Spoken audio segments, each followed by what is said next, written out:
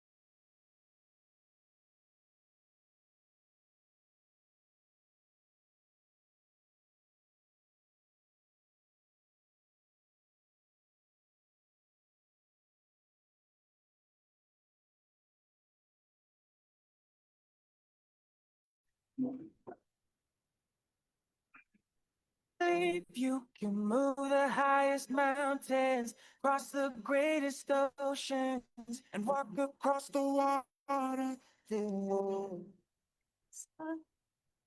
you feel defeated, falling on your knees and looking up for some hope tonight. You try to stand up, but you throw your hands up.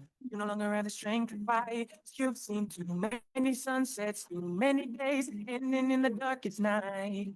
But on your own, you'll never know, you'll never know. If you move the highest mountain, the greatest oceans, walk across the water.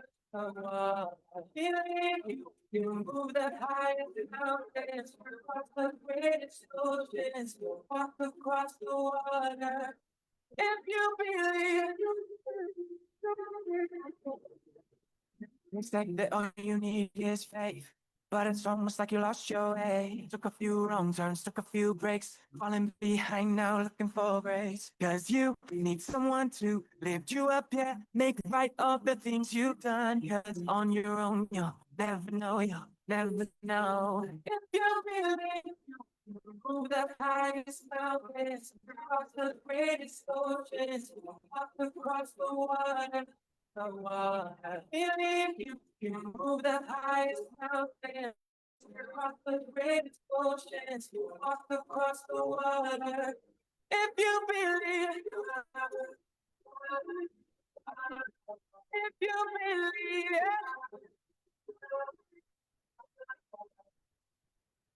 you can do anything. You can do anything. You can do anything if you believe.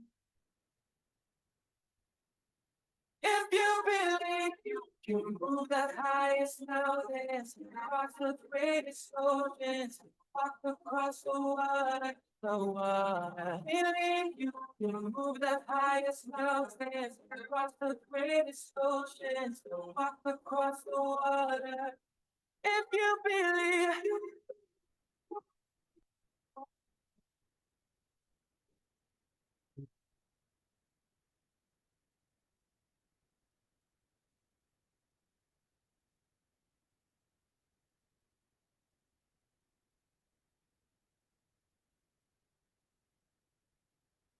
Uh, I am Dr. Lynn Shelley, and I'm currently the Dean of Graduate and Professional Studies at LaSalle University, as you can see in my background.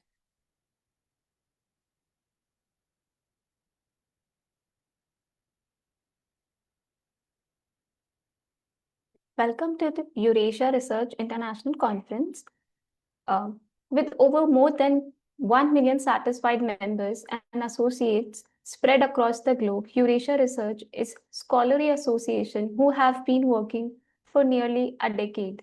Eurasia Research has organized several successful international conferences, workshops, and training programs at various reputed institutions and grand venues. Eurasia has been tirelessly working for Eurasia World and have not stopped their endeavors even during COVID era, and have presented research community with online platform which was safe and convenient method to continue their passion. Officers and members.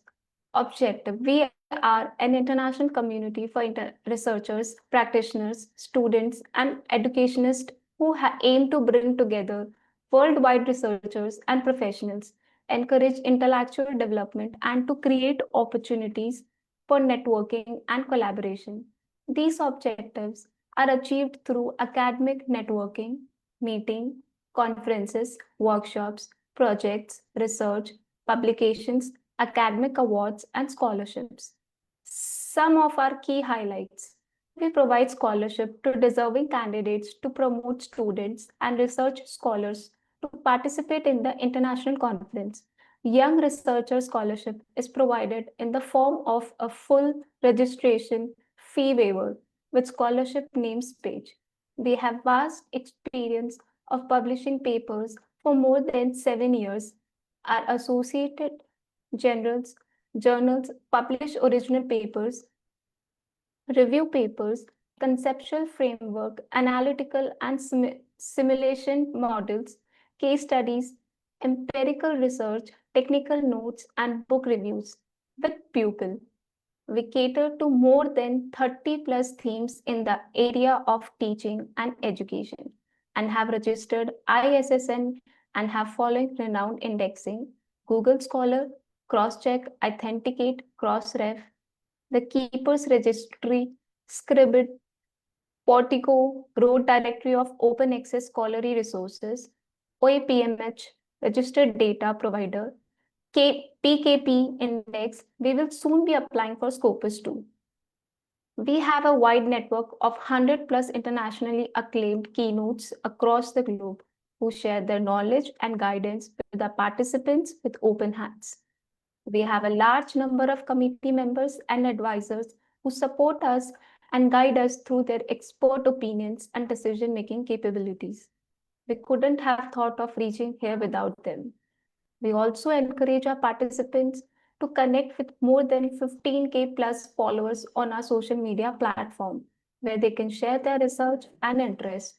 Join our Facebook group and be a part of the discussions by researchers and academicians. We also have several collaborations with universities, colleges, and institutes to better serve all interested and like-minded intellectuals. With great enthusiasm and pride, we would like to request our participants to enjoy the benefits of our lifetime membership in just USD 60. We have over 10,000 plus members from across the globe. We would like to share some of our past participants' experience with you. Thank you for your patience and valuable time. Moving forward with the conference.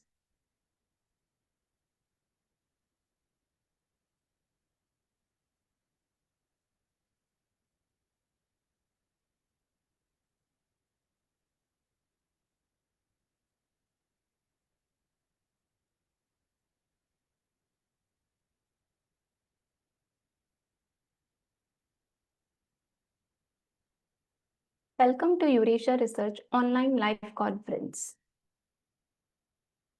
Eurasia Research have participants from different countries of the world. Today we have participants from and presenters from across 7 countries around the world. We are broadcasting this conference on Facebook Live on multiple pages of Eurasia Research. The link for the live sessions are shared in the chat box.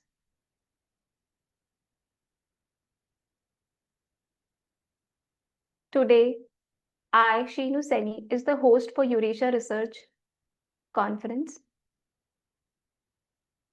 Miss Lynn M. Shelley is the TERA president, and she is a PhD higher education executive, retired adjunct professor from Boston College, Chestnut Hill, MA, USA. Let's see what she has to share with us.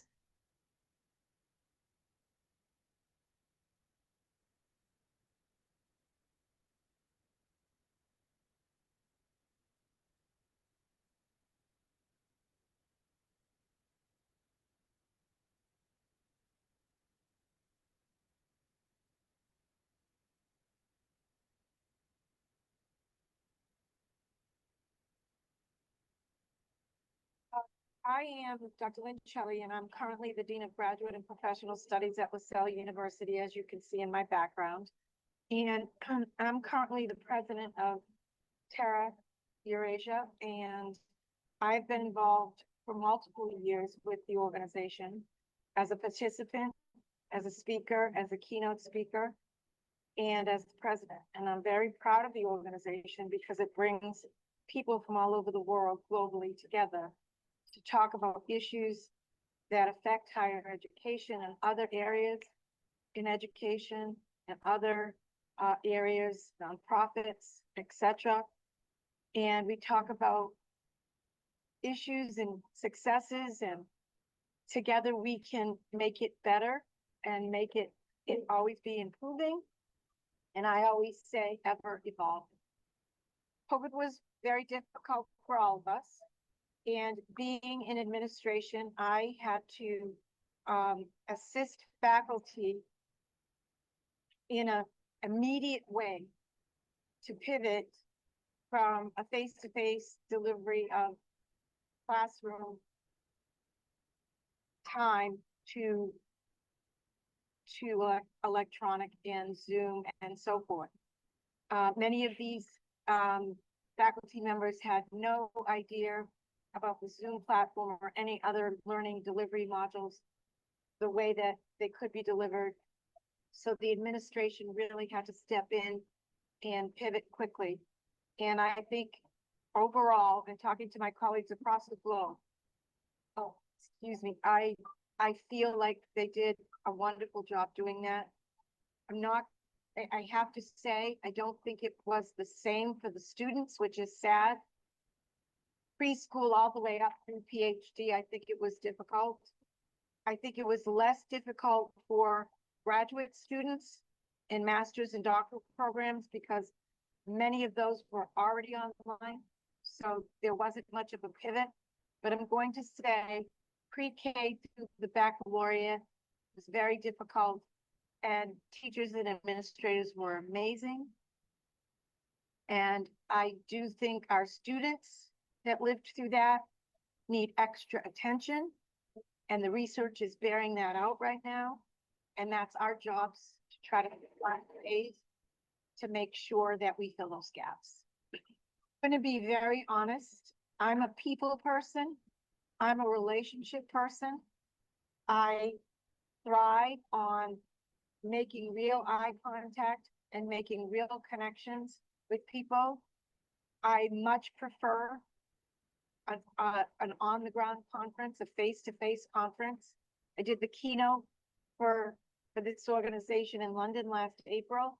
I'm doing it again in London. I'm making that commitment to make that trip because I so deeply believe in the relationships and the bonds that have formed, as well as just during the conference. getting to know people and seeing different perspectives rather than just seeing it on a screen. Encourage them to attend a Eurasia conference in general, because I believe in the organization. I'm president of the organization right now. I would encourage them to attend. If they couldn't attend in person for financial or schedule or whatever reason, I would encourage them to attend, but I would encourage them to attend in person first. But always, and I continue to do that, encourage them to attend. Nothing but good things to say about the conference pre-COVID. And last year, I did not attend an online conference, so I can't comment on that during COVID. But I can comment on pre-COVID and my experience last year in London.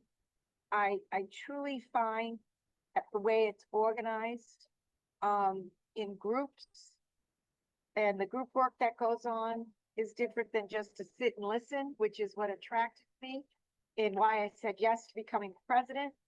It's organized in a way where it encourages that collegiality and that sharing of ideas and that sharing not only of the research that you present, but in small groups to broaden that discussion. So the way the conference is organized is well done. Often I can't stay for the whole time because of my busy schedule, but I do stay for the one day that I keynote, and the participation is phenomenal. And other conferences that I've attended, as well as done keynotes, as well as done breakout sessions, they don't organize them that way. I organize my breakout sessions and keynotes in other organizations that way, because I feel from my learning styles research that I've done and published on, the best way people learn.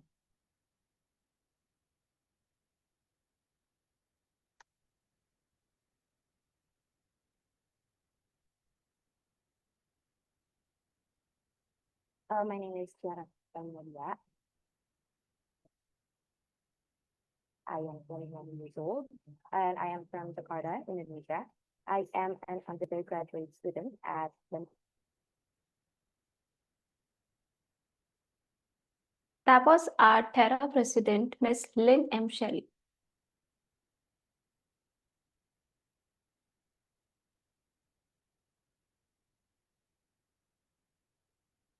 Moving ahead with our eminent speaker, Chiara Nadia, from School of Business and Management, Bandung Institute of Technology, Jakarta, Indonesia. Let's see what she has to share with us.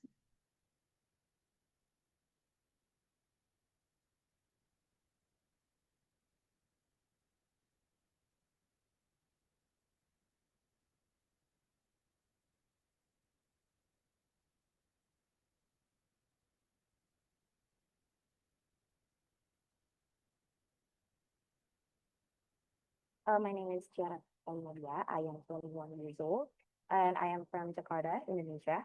I am an undergraduate student at the Institute of Technology in Bandung, Indonesia. I find online conferences to be very suitable for me, and I can also receive lots of benefits through online conferences. First of all, is because of the easy accessibility, where online conferences can break down geographical barriers, making it easier for people from all over the world to participate.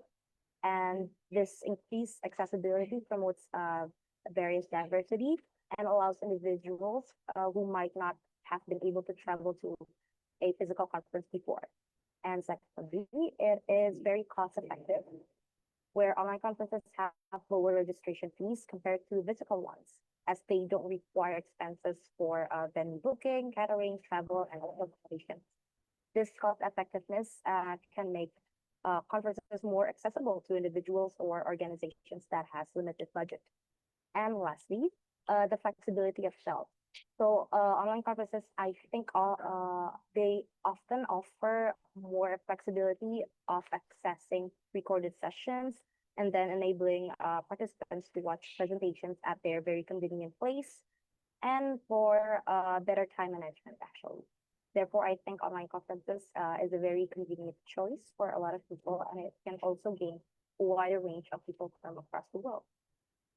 Yes, of course. I would very recommend and suggest my friends and colleagues to attend an online conference. I would share and tell them about my experiences in attending online conferences, specifically from Eurasia, and let them know that it is a very exciting and interesting thing to experience, and that they should also try attending one. As a first timer attending an online conference, I can say that it is a very good experience. So actually, I don't have, because I think the online conference that Eurasia has conducted previously has already met my expectations, and therefore I would want and I would wish for Eurasia to keep up and maintain the current performance and qualities, so that more and more people would look up to Eurasia and also be more eager to attend and participate in future conferences. So,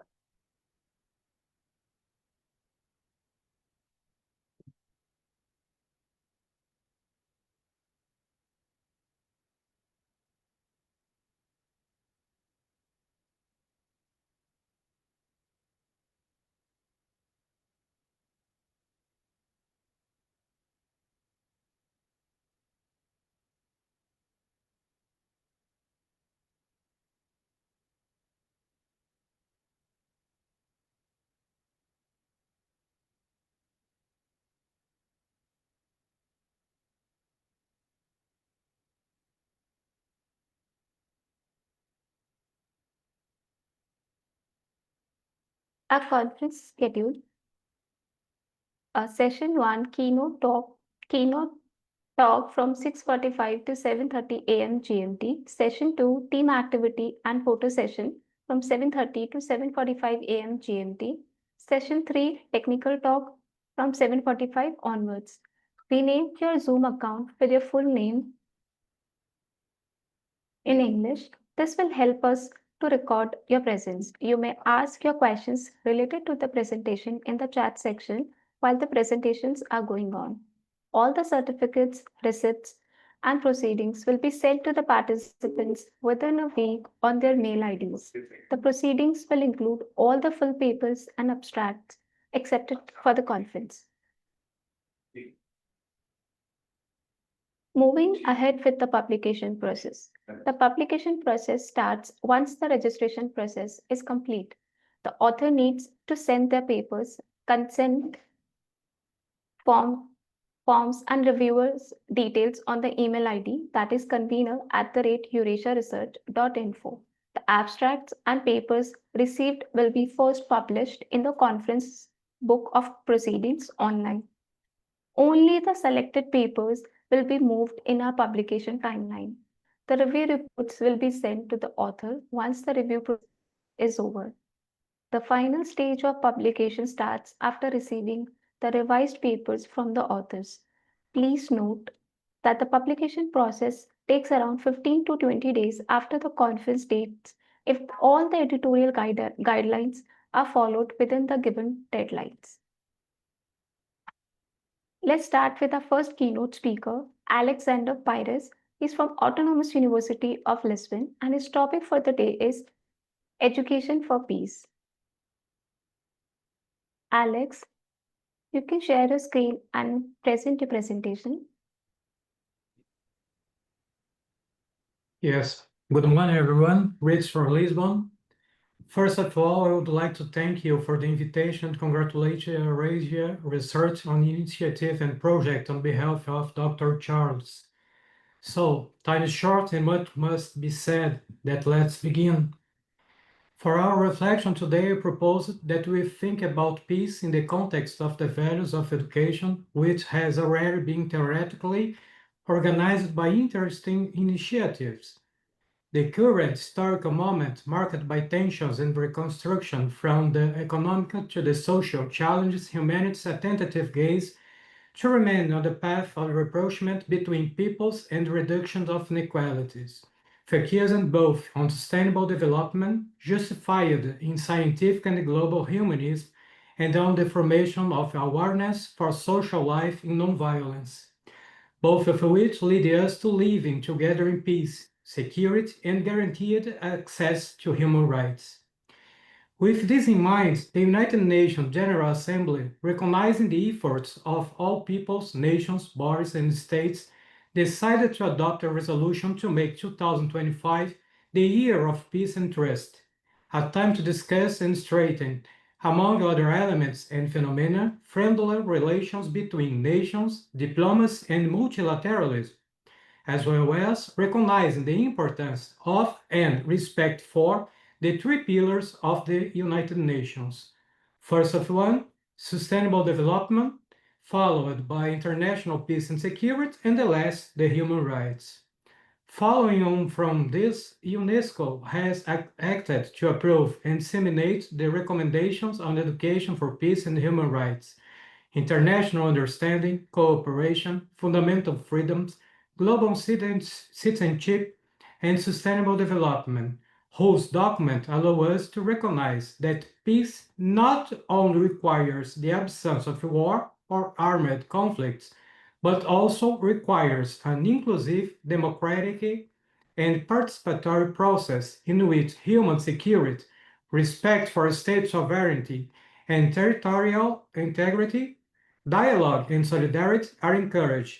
Internal and international conflicts are resolved through mutual understanding and cooperation. Sustainable development in all its dimensions is achieved. Universal access to lifelong and life-wide education, including in emergency and conflict situations, is provided. Poverty, in all its forms and dimensions, including extreme poverty, is eradicated. All human rights and fundamental freedoms of all persons, without exceptions, are upheld, and active global citizenship is promoted. This recognition presupposes the reaffirmation of the important link between education and the achievement of peace, human rights, and fundamental freedoms, international understanding, cooperation, democracy, the rule of law, global citizenship, and sustainable development, imposed on the states the responsibility to promote and ensure human rights education as stated in the United Nations Declaration on Human Rights Education and Training, and also in the Declaration on the Right to Peace. So, here we have the normative and political benchmark for this conference. Furthermore, Education for Peace demonstrates, on the one hand, humanity's considerable and solid effort to move from a culture of war to a culture of peace.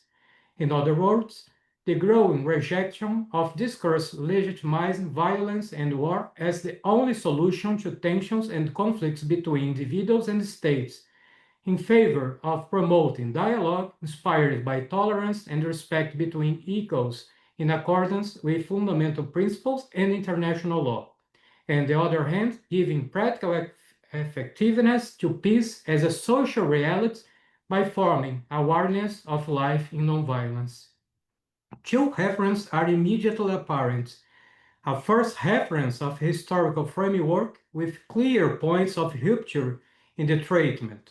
First, of the relationship between war and peace, and then from violence to dialogue. And the second reference of theoretical and prospective construction, with an emphasis on the logic of awareness based on the values of education. The historical framework is present by the theories of the development of the concept of peace, such as the recognition of the moral content of peace in the face of transcendental values, the Pax Romana, perpetual war, just war, perpetual peace, lasting peace, peace through law, and much others. The theoretical and prospective reference could be introduced by thousands of works and thinkers with clear philosophical authority. However, for today, we have chosen three names.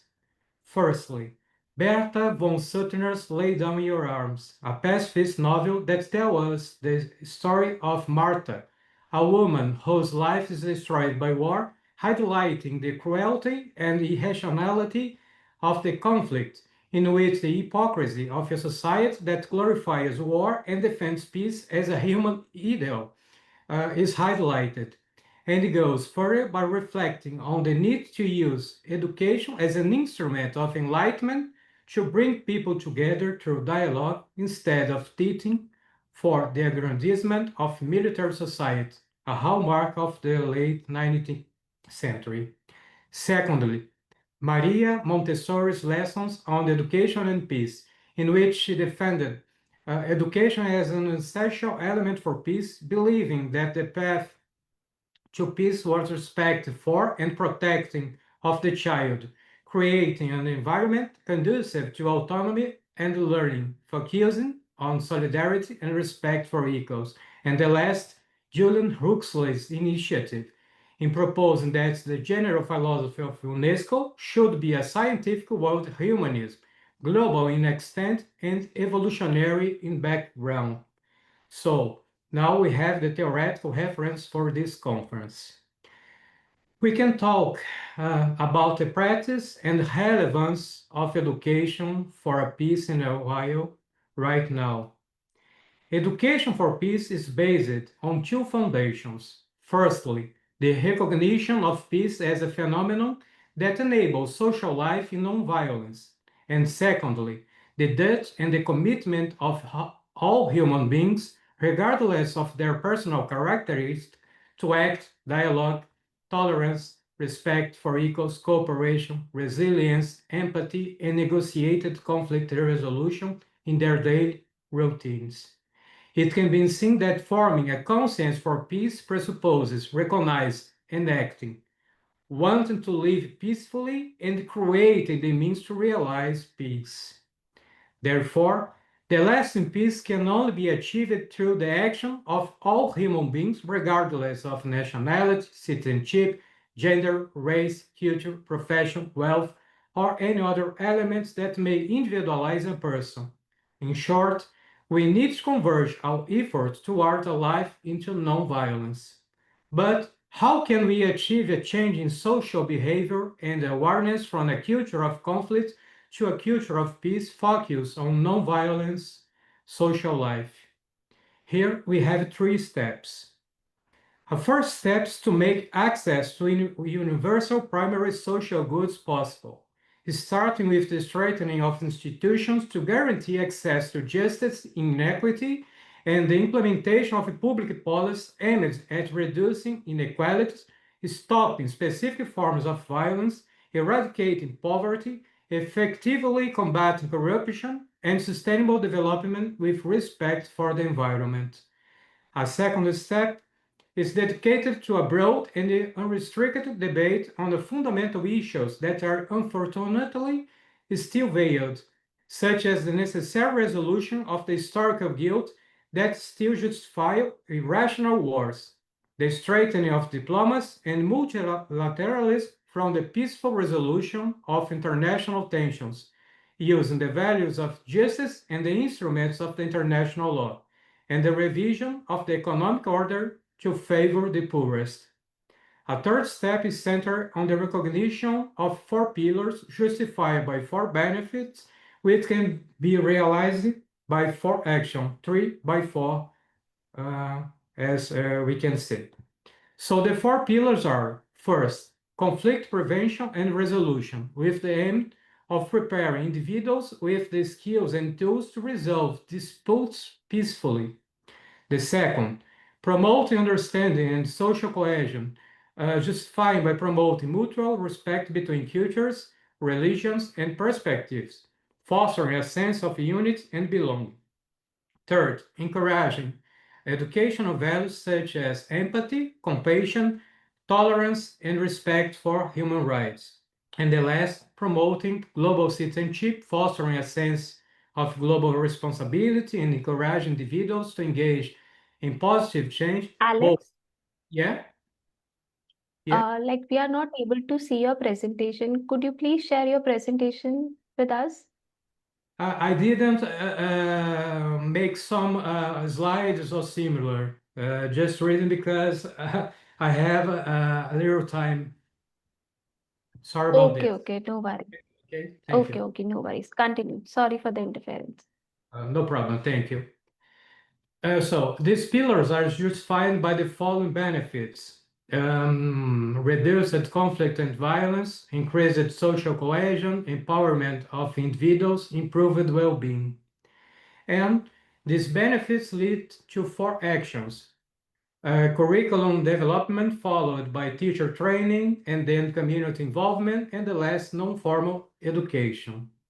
So I think I'm almost at the end of the time proposed for this conference, so I will end not with a conclusion, but with a brief note of a specific optimism that in the not too distant future, social life non-violence, guaranteed by positive human practice, will be the reality of humanity, with the culture of war being a nefarious historical moment that will only be known in memory, because people, regardless of their nationality or other personal characteristics, will be able to enjoy full access to human rights, a healthy and balanced environment in a world of justice without poverty or inequality. Finally, may a culture of peace prevail.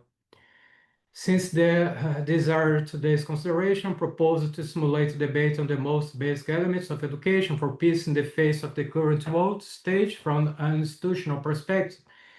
I thank you again for the opportunity and the invitation in the hope that we can talk and discuss the topic of a peace education, or better, education for peace further. I also apologize, like I said, for having to leave the room to teach at the university right now. Sorry, but I have class now. Thank you very much, and I will take the floor again. Thank you, Alice. It was a wonderful presentation, and we are grateful to have you. No worries, you can continue with your, work. So it's great having you. And the presenter will answer all your questions in the chat box. If there is any questions from any of the participants, they can question in the chat box. Thank you, Alice. It was great having you. Thank you. Moving ahead with our next keynote speaker.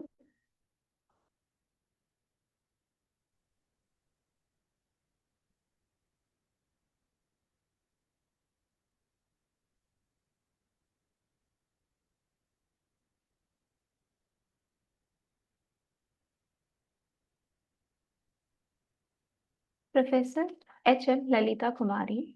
She is from University of Colombo, and her topic is leadership development in schools.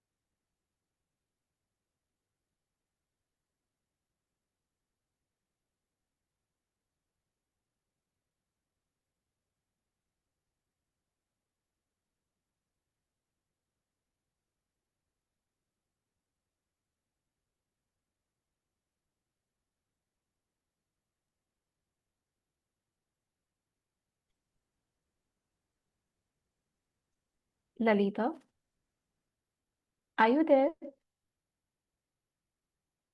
Hello.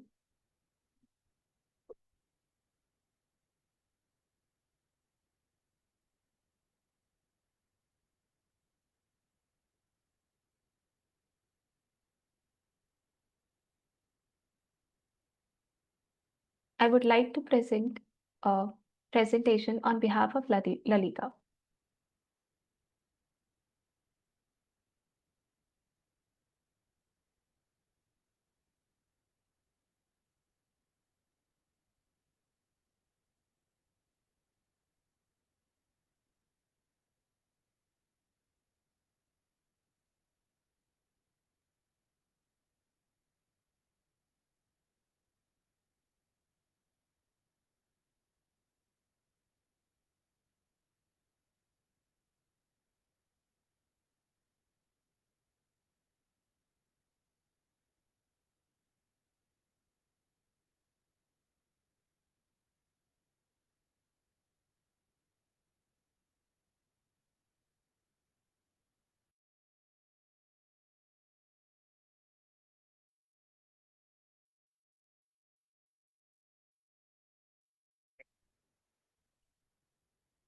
Morning, everyone.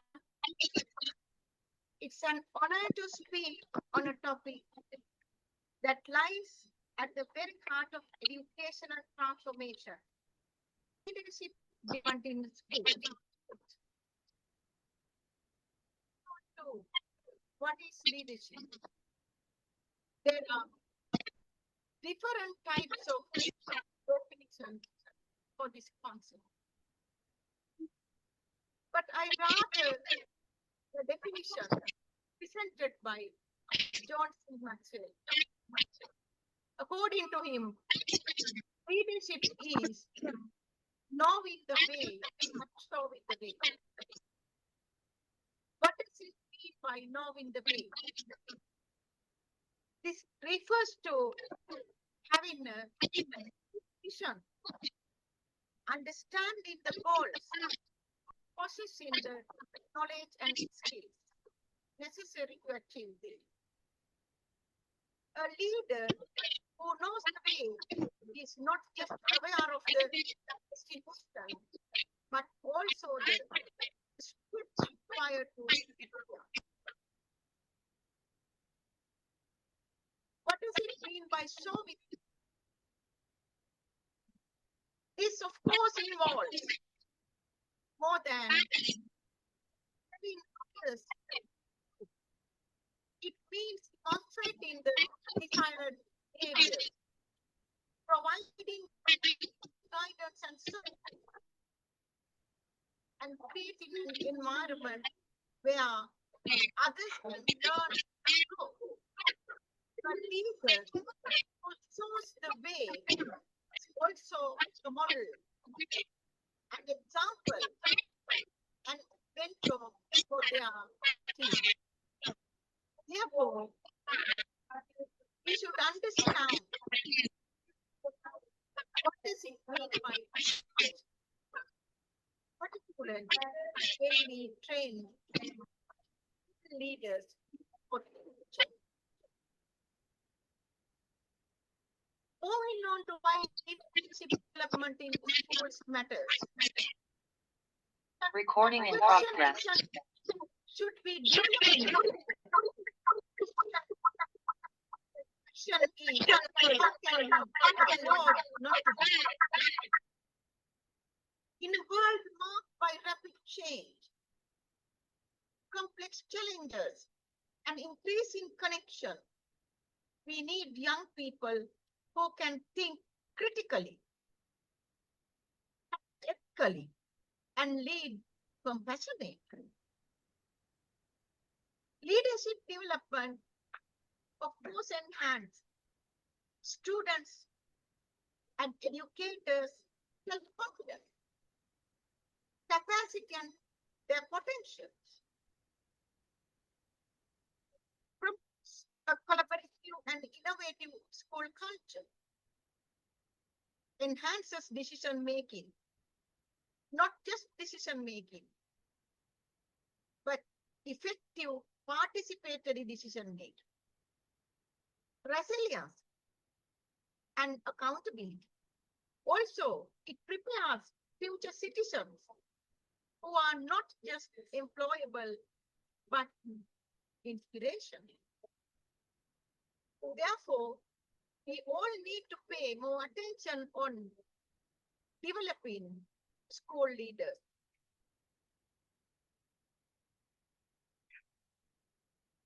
Moving on to defining leadership in a school context is very much important. Leadership is not a title. It is a practice. In the schools, leadership must be understood on multiple levels. We all know that there are different types of levels of school leadership. The first one is the formal leadership, instructional leadership, student leadership, distributed leadership. Every member of a school community taking initiative and responsibility. The most important thing is that the main goal is not to create a hierarchy, but a leadership culture where everyone is encouraged to lead in their scope of. Therefore, it would be much beneficial if we all understand about different levels of school leadership.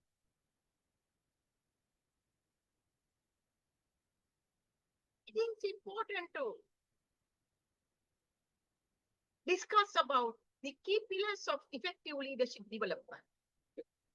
Let's explore the building blocks of nurturing leadership in our schools. The vision and values. Every leader starts with a vision.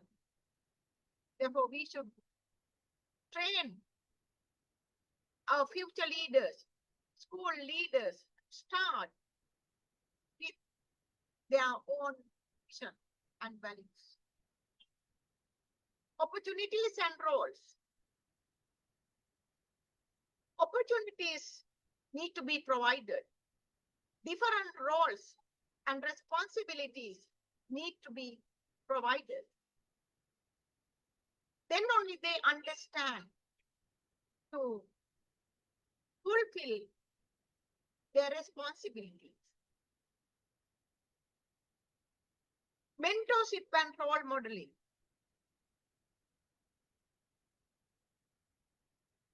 School leaders need to be developed in order for them to play mentorship role for their peers. In that way, there can be a role model and a very good example to the entire school community. Training and reflection. So training is important, and also collaboration and community engagement. So these are the key pillars of effective leadership development. So therefore, we need to train our school leaders, even teachers, students, to explore these building blocks of nurturing leadership in their schools. Moving on to empowering educators as leaders. Let's not forget, teachers are the first leaders students see. To develop leadership in the schools, what we should do, we must invest in our educators. We need to invest sufficient amount of money on our teacher or students leadership development. Provide professional development opportunities. With the time, they need to develop leadership capacity. For this, of course, we need to provide more professional development opportunities. Create leadership tracks within the schools. Trust teachers to lead innovations and in curriculum, teaching methods, and school improvement initiatives. Empower teachers in order to empower students. Therefore, we need to empower educators as leaders. What are the challenges? Challenges in leadership development. School leadership development faces various challenges, including budgetary constraints, communication gap, lack of resources of training, diverse students' needs, and the need to adapt to changing educational landscape. Additionally, leaders must navigate issues like developing teacher leaders, improving school safety, and addressing mental health concerns. So these are some of the challenges in leadership development in the schools.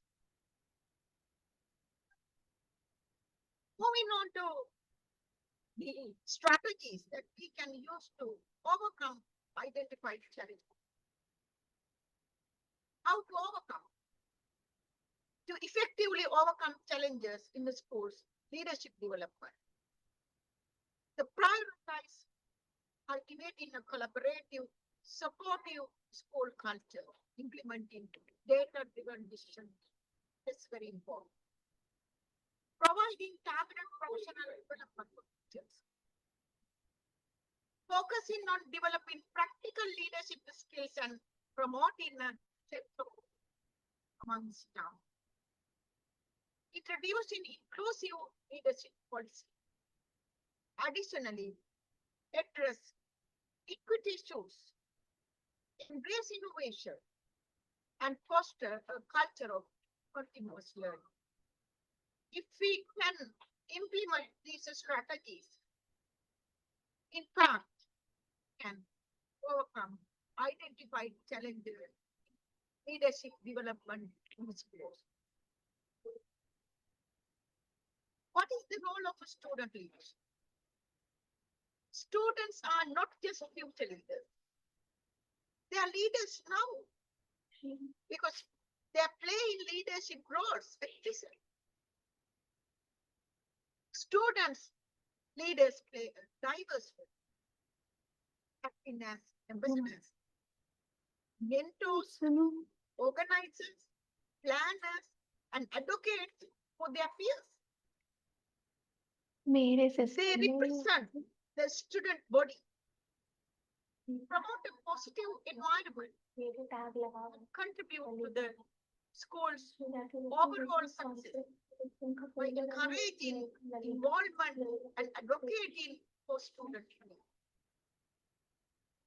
Therefore, the role of student leadership is important, and we need to make aware of their role of this leadership. What is the vision for the future? Let's imagine a future where every school operates as a leadership laboratory, where leaders in different levels can come to this laboratory and can have a discussion to find solutions to the problems effectively. Every teacher sees themselves as a change agent. And every student leader also sees themselves as a change agent. Every student is empowered to take initiative, make decisions, and lead with heart. Leadership in schools should not be a privilege for a few. It should be a culture for all. Therefore, it is very important to give more opportunities for more members to become school leaders. How to be an effective school leader?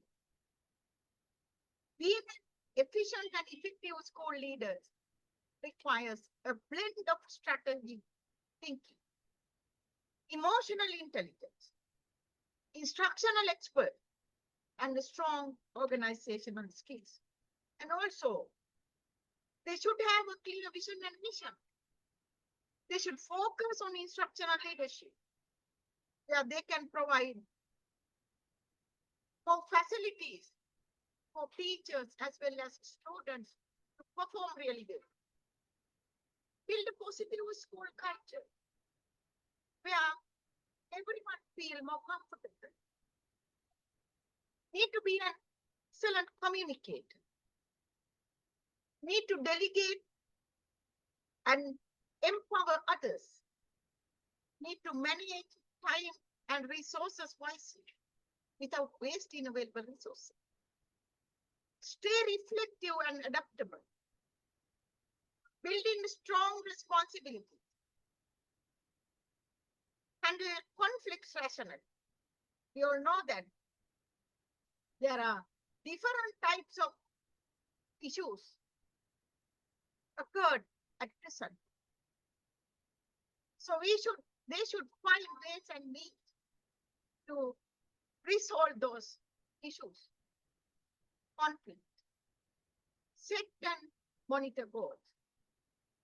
So these are the strategies that can be implemented, used to be an effective school leader. Inclusion, our shared responsibility. Development in sports is a shared endeavor that extends beyond any single individual or department. It involves everyone, from school boards to classroom, from educators to learners, from policymakers to community stakeholders, all working together cultivate future leaders. Therefore, we need to understand the importance of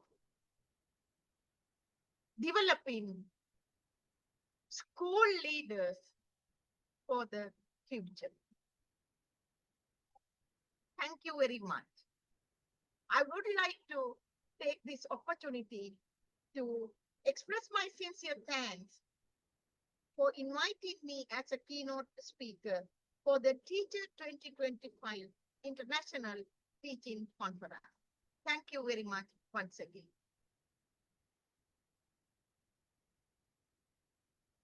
Thank you, Lalita, for this wonderful presentation. Lalita. Thank you. Thank you very much. Yes, I'm with you. I'm with you. Hi. Yeah. Hello. So if you want to share any of your any words with everyone, all the participants about your journey during the research. Yes, actually, I would like to share my some of my experience with you all. Yes, I started, this academic journey, entered into the University of Colombo in the year 2000, and I engaged in more research in terms of the area of these school leadership, educational management, educational planning, classroom management, instructional leadership, and school-based management, and so on. So therefore, I would like to motivate the participants to early career researchers, as you all just started research journey. So I would like to motivate you all to engage in, the research in terms of educational leadership and development, because we need, the very capable and genuine leaders for future to around the globe. Now, we all know that leadership has become a serious issue. Therefore, what I have recognized is the more research is needed to implement from the school level, because schools are the places where we mold future leaders to the entire world. Therefore, so more research is needed in school leadership. So the participants, of course, can, if you really like, if you have an interest to engage in research on this field. So there are so many, areas that can, cover under this theme. So therefore, so I like, so if you go to research, Google Scholar, as well as the ResearchGate, you can find some of my research publications. So where you can get more inputs to engage in more research in this, field. So I don't know whether the participants have any questions to raise based on my presentation. So I'm ready to answer if there are any questions related to school leadership development in schools. Over to you. Thank you, Lalita. Thank you for the wise words and the advice you have shared with all the participants. And if any participants who have any questions related to the presentation, please put your questions in the chat box. And thank you, Lalita. Moving ahead with our next keynote speaker, Sonia Seneca. Thank you very much. Thanks.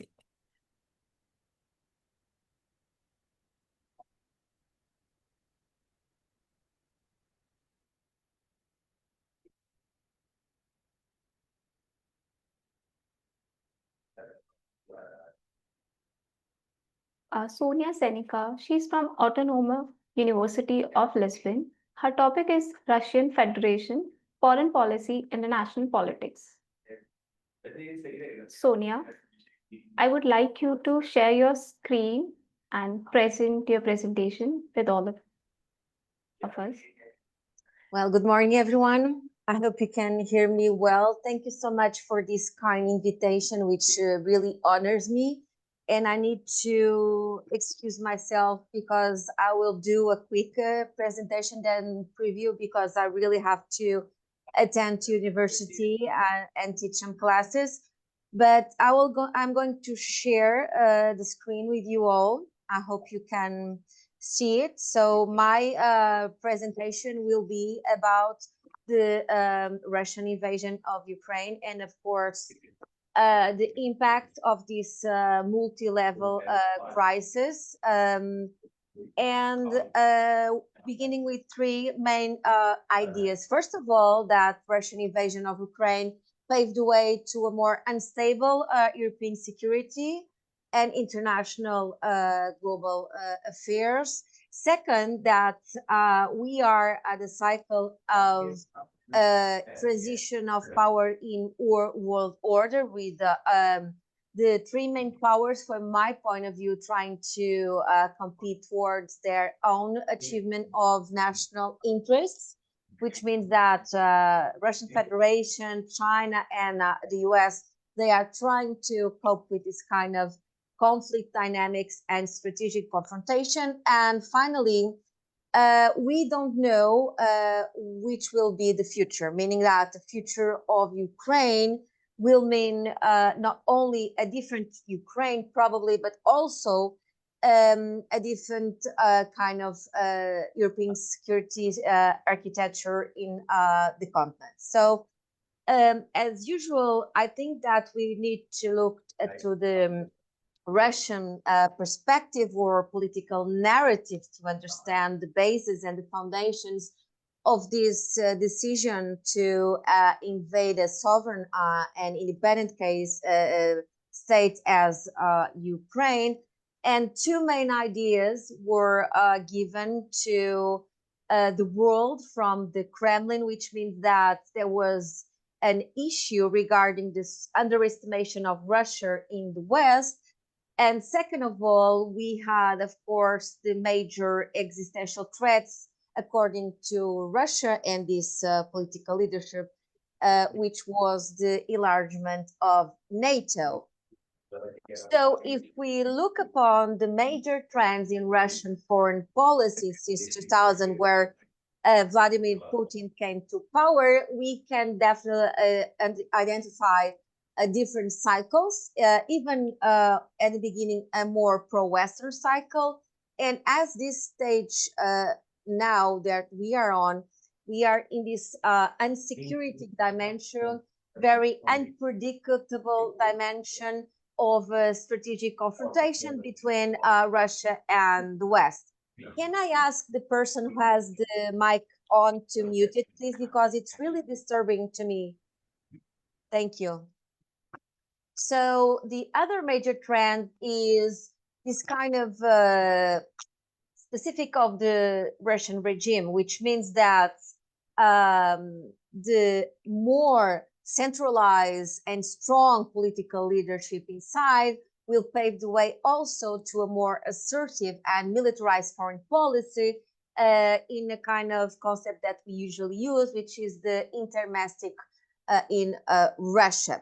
So the most important trend and milestone is, of course, this change, this invasion of Ukraine in 2022. As I said previously, that changed the European security and stability. So Russia now, due to the dual strategy of the West, helping the cause of Ukraine, defend itself towards Russian invasion, tries to avoid international isolation, either with profounding strategic partnerships with China or India, or trying to create a multilateral alternative to the West with the Shanghai Cooperation Organization or even the BRICS. Another major trend that appeared or arose, it was this Western support of Ukraine, the axis of indignation towards this kind of axis of convenience, which was the Sino-Russia partnership. And of course, we have another position, the axis of neutrality from the so-called global South. So this called already Europe's 9/11 with the Russian invasion of Ukraine paved the way also to this multi-level crisis, meaning that Ukraine's invasion, it's not only a political and diplomatic crisis, but it also is a military crisis, humanitarian crisis, energy crisis, and as you all must remember, it almost paved the way to a food insecurity crisis with the Istanbul Initiative paving the way to change that possibility.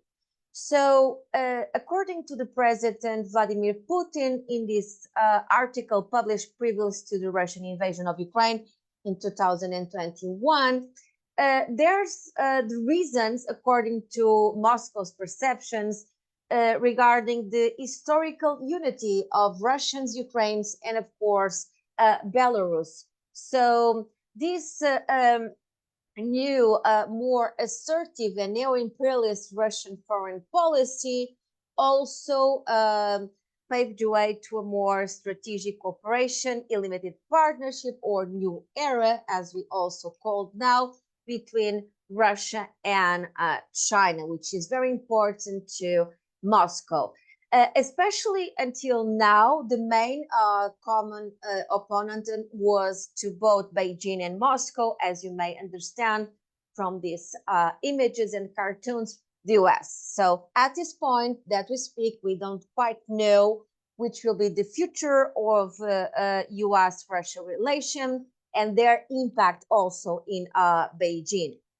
So also the Russian threats and the Chinese systemic challenge was also perceived from the West and is consecrating it in mostly all the major documents, the national strategic concepts of NATO, and of course, some important papers from other important actors, especially USA National Security Strategy, or also UK's Integrated Review Refresh, and finally, even in Germany's national security strategy.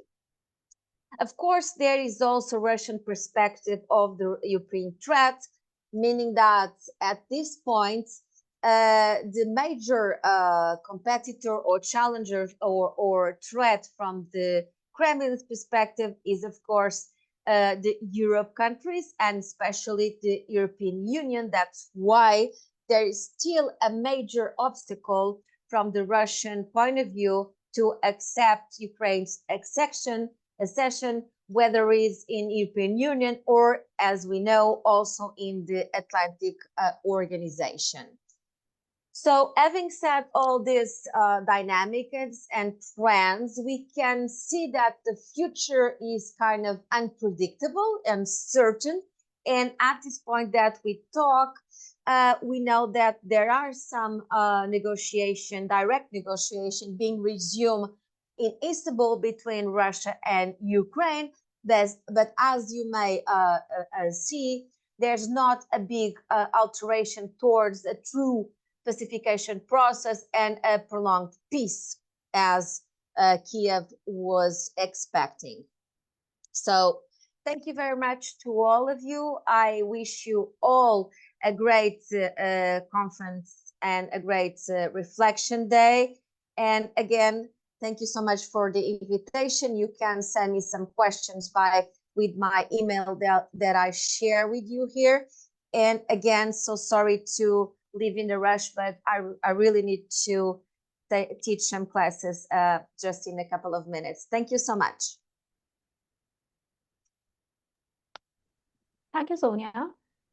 It was great having you, and thank you for the wonderful presentation. Thank you. Am I Bye-bye. audible, Sonia? Yes. Thank you. Bye-bye.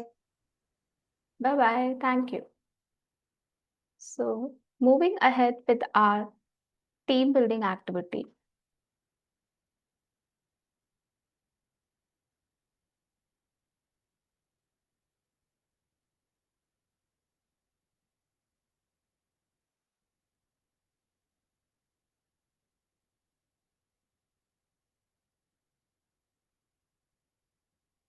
Let's proceed towards our team building activity. Sometimes we miss the opportunity of connection and linkage with fellow participants of the conference.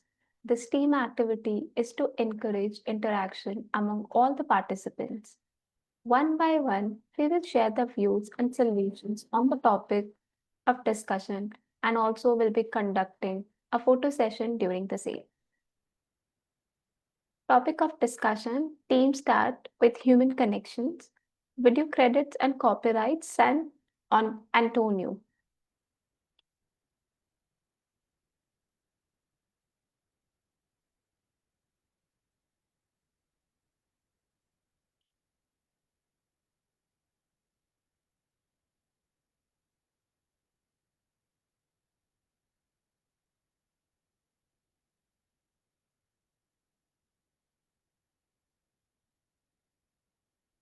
Thank you. I have a question for everyone. What do golfers and designers have in common? Neither are inclined to work together as a team.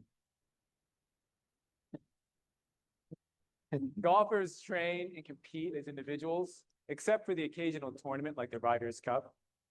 Designers believe they can design it all, except for when they're making software. And today, I want to talk to you about how we build effective teams and how that affects our output, especially in situations we group together people trained as individuals, and we expect them to become a high-performing team, like we do in our work environments. And I came across this story about golf when I was dealing with my own failures with building a cohesive team. And it taught me lessons about teamwork, connections, and communication that I want to share with you today. But first, the story. It starts in 2008. And the Ryder's Cup US golf team captain was a man named Paul Azinger. Paul had this problem. He had to bring together golfers to become a team, but he only had 1 week. Additionally, the teams before him paired golfers by skill set, much like the way we build teams. Paul had a different idea. He wanted to pair personalities. And he believed if they could communicate a well-placed comment, a subtle facial expression, they could propel each other across the green for the win. And he was right. They finally won that tournament. What Paul figured out, and the teams before him missed, was that the golfers understood skill set. They knew the goal, win the Ryder's Cup. But what he gave them was an opportunity for better connection and stronger communication. Now, what does this have to do with designing software and teaching students to design software like I do in my day job? Where I work, we're traditionalists. We think in skill sets. Pair this visual designer with this design researcher, point them towards the right goal, and you have the best team ever. We know this is not true, yet we perpetuate this idea every day.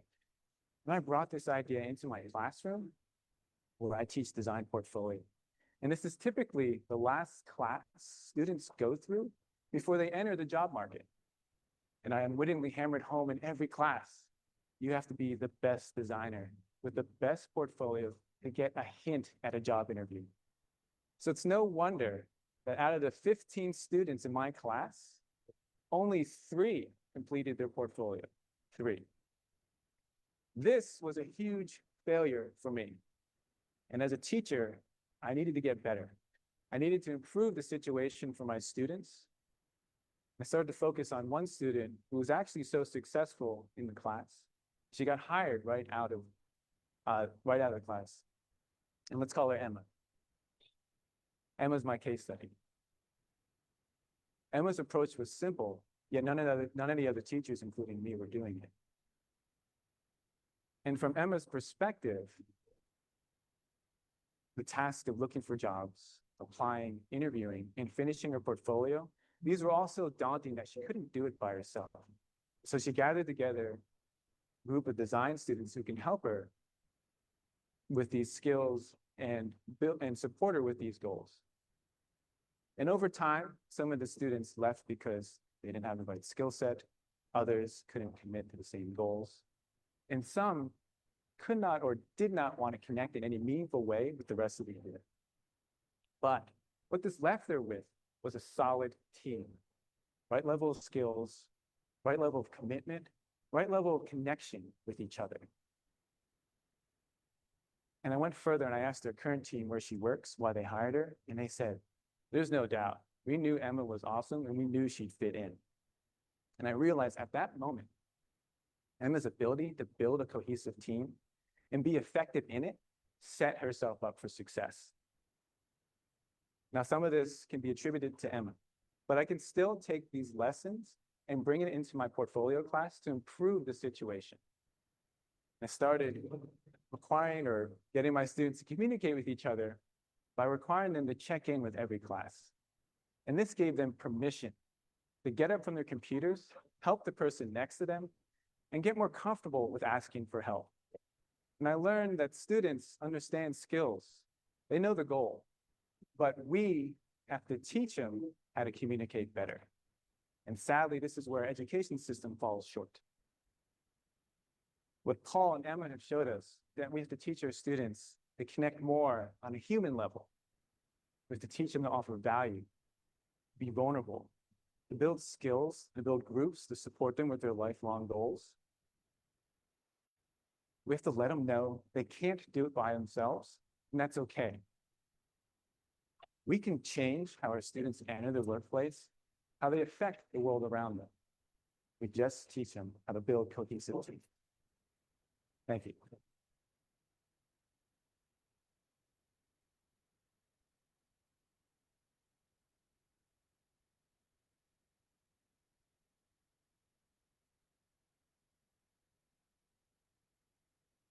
What a great team building activity video. Anyone who would like to discuss?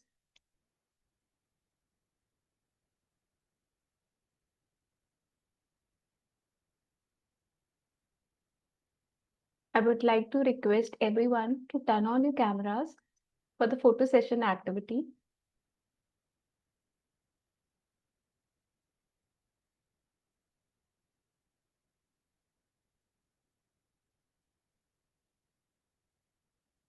Zooming, Ayad, am I audible?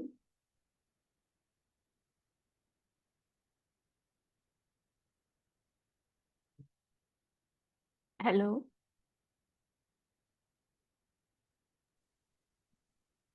Hello, good morning. Good morning. Thank you for turning on your cameras. Now moving forward with our first presenter for the conference. You can turn off the cameras now, if it's just for the photo session. Thank you all.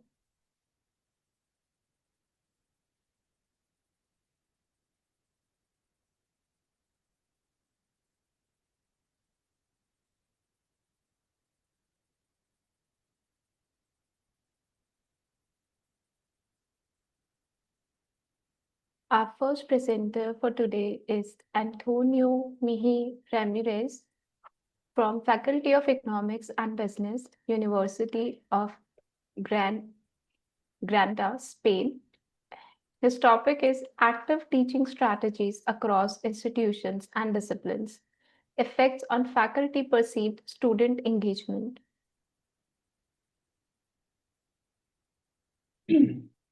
Thank you very much. I'm from Thank you. Granada University, in Granada, Spain. Oh, sorry. So you asked for a video presentation, so let me to share this video. Okay. Yes, Just one yes, second. you can share the presentation. Thank you.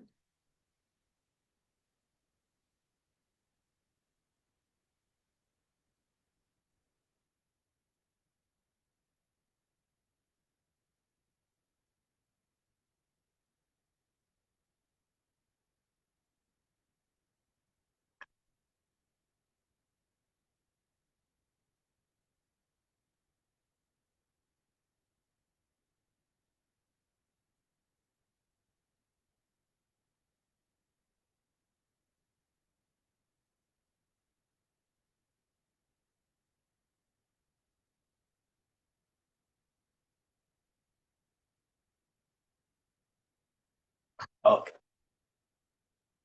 Welcome, and thank you for listening. This presentation is titled, Active Teaching Strategies Across Institutions and Disciplines. Effects on Faculty Perceived Student Engagement. Student engagement is a cornerstone of effective higher education. It is associated with improved learning outcomes, retention, and satisfaction. This study explores the connection between teaching methods and faculty perceptions of engagement across institutions, disciplines, and experience levels.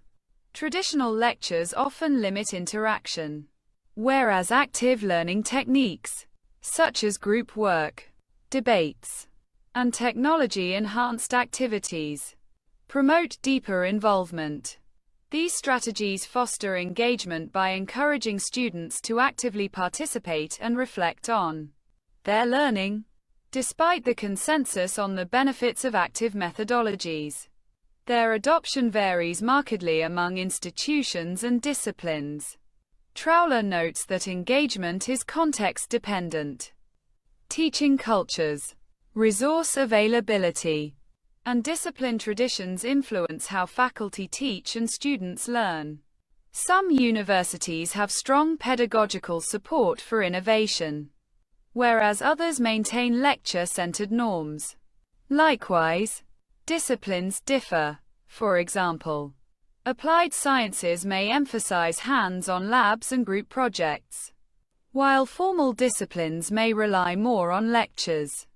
Moreover, faculty members' experience level may influence pedagogical choices, with early career academics sometimes favoring innovative methods and veterans relying on established practices.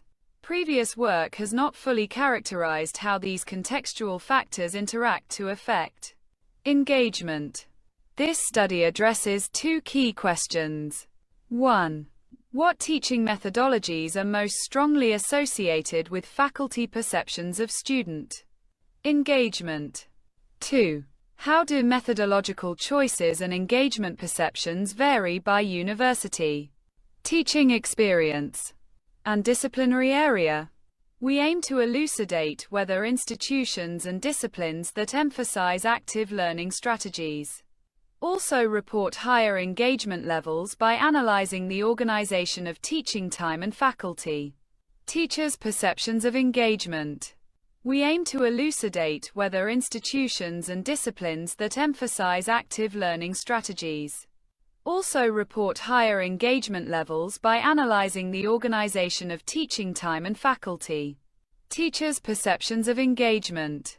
A total of 195 faculty members from 5 universities at Finland, Lithuania, Portugal, Spain and Sweden completed a survey during the 2023-2024 academic year. The sample included instructors from a range of disciplines classified into 4 areas: formal sciences, e.g. mathematics, computer science, humanities, social sciences, natural sciences, and applied sciences. The sample size per category was fairly balanced across institutions and areas. Faculty were also categorized by teaching experience. Those with 10 or more years of teaching were compared to those with fewer than 10 years. The survey measured frequency of 10 teaching strategies and 3 aspects of perceived engagement. We used one-way ANOVA and Kruskal-Wallis tests for analysis. First, we conducted a series of ANOVA for differences in teaching strategy usage. We further investigated the relationship between active teaching methods and perceived engagement. We defined active methodologies as those involving student activity. For example, discussions, group work, shared responsibility in learning, technology use, etc., as opposed to passive lecturing. Table 1 summarizes where significant differences emerged across the 10 teaching methods for teaching strategies by university, teaching experience, and discipline. Teaching strategies varied significantly by institution but not by teaching experience. For instance, lecturing was most frequent in Spain, while Finland and Sweden favored interactive methods. Disciplines also differed. Experiential learning was more common in applied and natural sciences. Faculty from Finland and Lithuania reported the highest engagement scores. Experience level had no significant effect on engagement. Experience level had no significant effect on engagement. No significant differences by discipline or experience. We found a strong positive association between active teaching strategies and perceived student engagement. Faculty who used more group work, discussions, and experiential methods reported higher engagement. Institutions that emphasized interactive methods also reported better outcomes.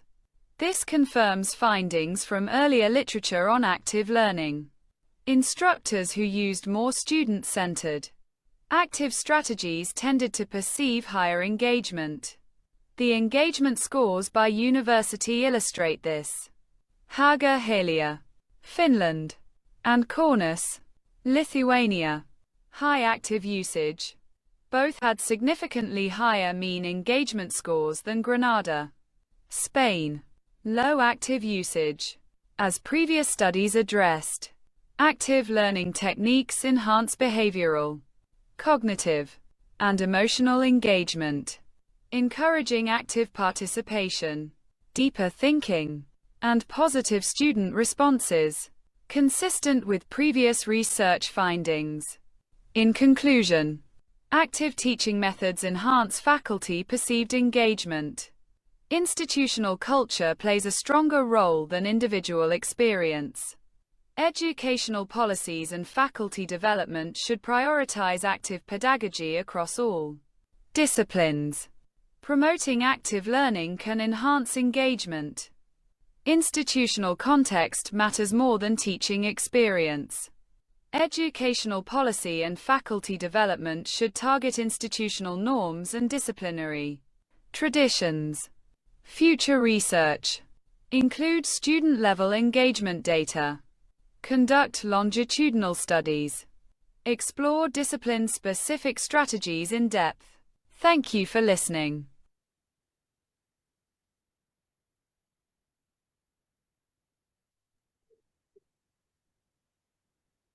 Okay, thank you very much. Any question? Thank you, Antonio, for the wonderful presentation. And we are grateful to have you at our Eurasia Research International Conference. Thank you for sharing, the amazing presentation with us. If any participants who have the questions with the presenter, please put it in the chat box. Thank you, Antonio. Moving forward with our next participant.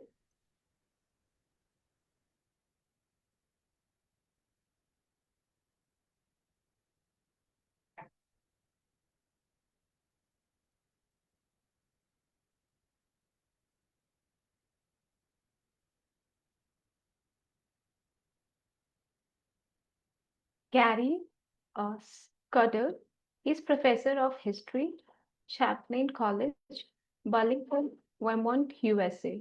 His topic is Letter from a Hunchback Girl, Fernando Pessoa, Maria Joss, and the Factless Autobiography.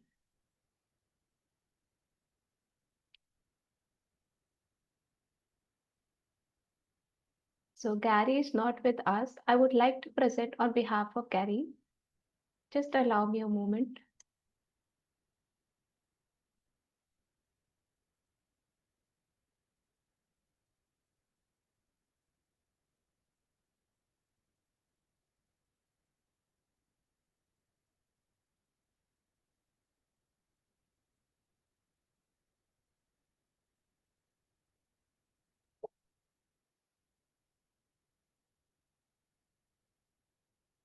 Morning, my name is Professor Gary Scudder. I'm a teacher at Champlain College in the US. And today I'm going to give a brief presentation of the article that I've also produced for the conference on two related texts.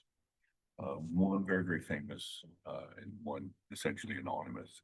The famous one is the Book of Disquiet, one of the most famous novels of the 20th century. The second is a very short piece, actually only 4 pages long, entitled Letter from a Hunchback to a Metalworker. They have several things in common. Most obviously, they're both associated with Fernando Pessoa, the famous and mysterious, actually very mysterious Portuguese author who died in 1935, living most of his life in Lisbon. Book of Disquiet is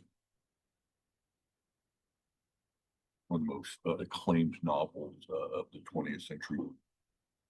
The second is the shorter piece, the Letter from a Hunchback to a Metalworker, is a 4-page love letter that is never sent from a 19-year-old hunchback girl with tuberculosis to a boy that she sees in the street. She writes a good letter but never sends it. So one is very famous, one is not very famous. You're both associated with Fernando Pessoa. The other thing they have in common is they're both told through the lens of heteronyms. Heteronyms are associated very much with Fernando Pessoa. They're not pseudonyms. Fernando Pessoa would say that a pseudonym is essentially just an author writing in his own voice through another name, where heteronym has much more freedom to go much further afield. There's like pseudonyms on steroids. They have their own life to live. And depending on how you count it, Pessoa created probably over 100 heteronyms in his life. And it's sometimes said that the 4 most famous and brilliant Portuguese poets of the 20th century are all Fernando Pessoa, writing under different heteronyms. The heteronym for Disquiet is Bernardo Suarez, who was a middle-aged bookkeeper at Vasquez and Company, who we're told in the story gives this book to Fernando Pessoa and asked him to publish it. It's called a factless autobiography, because essentially it's Fernando Pessoa writing through Bernardo Suarez, which essentially frees Fernando Pessoa from the tyranny of names and dates and events and places, so he can go much deeper. The heteronym for the short piece is again Maria Jose, this 19-year-old girl with a hunchback and tuberculosis who's dying. She's the heteronym. She's famous mainly because she is, with 2 reasons. One is because she's the last heteronym. After her, there are no more heteronyms created. She is born a couple of years before Pessoa passes away. She's also the only female heteronym. So most of the work on the letter have focused on either that it's the terminal effort of the heteronyms or the gender aspect of it, which gives you an avenue into Pessoa. However, I think there's other things going on which make it even more interesting. And what I want to talk about for the rest of this time, our time together, is its similarity, I would argue, to the Book of Disquiet, the much more famous Book of Disquiet. And I think they're similar for several reasons. One is how the two characters, who seemingly on the surface have nothing in common with each other. Actually, I have a lot in common between the middle-aged bookkeeper and the 19-year-old girl. First is they describe themselves as nobody or nothing. And they're very clear about this. And if you think about their role as a header name, that is a fictitious character, although Fernando Pessoa would probably not say they were fictitious. You could see the similarity. Secondly, they have very interesting origin stories, if you want to use that clumsy term. In the book of Disquiet, again, Fernando Pessoa is at a cafe. He keeps running into this guy every night. They nod as you would in a cafe. But one day a fight breaks out in the street, and both of them are drawn to the window to look outside, and they begin talking, and this is the beginning of their relationship. So hence, an important internal phenomenon is brought about in response to external turmoil. Something very similar happens in the short letter of Maria Jose. She writes in the letter, again, that she writes to Antonio but never sends. She writes, quote, "One morning when you were on your way to the metalworks, a cat was scuffling with a dog across the street from my window. We were all watching. And you stopped to watch too, in front of the barber shop. And you suddenly looked up at my window and saw me laughing, and you laughed too. And that's the only time we were ever alone together, so to speak, or as alone together as I could ever hope for," end quote. So what you have here then is another instance where an external phenomenon brings about an internal phenomenon. Another similarity in building on this one is the fact that so much of the action takes place in both stories at a window. Pessoa famously in the Book of Disquiet wrote, quote, "There's a thin sheet of glass between me and life. However clearly I see and understand life, I can't touch it," end quote. With that in mind, then, the character, Nardo Suarez, in the story is often viewing life through a window. And there's so many examples, I don't have time to talk about all of them. But here's one, end quote. "At this very moment, idle and alone in the office," again, Bernardo Suarez is a bookkeeper, "because everyone else went to lunch. I'm staring through the grimy window at an old man who's slowly teetering down the other side of the street. He's not drunk, he's dreaming." Dreaming is very important for someone. He's attentive to what doesn't exist, end quote. So again, he's always at a window, always looking outside, never going outside. The same thing with the Maria Jose letter. Obviously, she's a hunchback. She doesn't walk very well. She doesn't really go outside. She's sickly. So everything happens at the window. For instance, she says, quote, "Antonio, I wish you'd think for a minute of how sad it is to be a hunchback who always sits next to the window," end quote. Or, "But I never get what I want. That's how I was born. And I even have to have a kind of platform beneath my chair to be able to see out of the window," end quote. Or, "All day long I sit at the window and see people go back and forth, fast or slow, talking to this person or that person, enjoying life, and I'm just a flower pot with a withered plant forgotten in the window, waiting to be taken away," end quote. It's a beautiful and painful line. So you have the same sort of sense. But someone never uses a door as a metaphor, because a door would be you get to go out into the world. It's always the window. So you get light or some flawed, minimal version of reality coming into your life.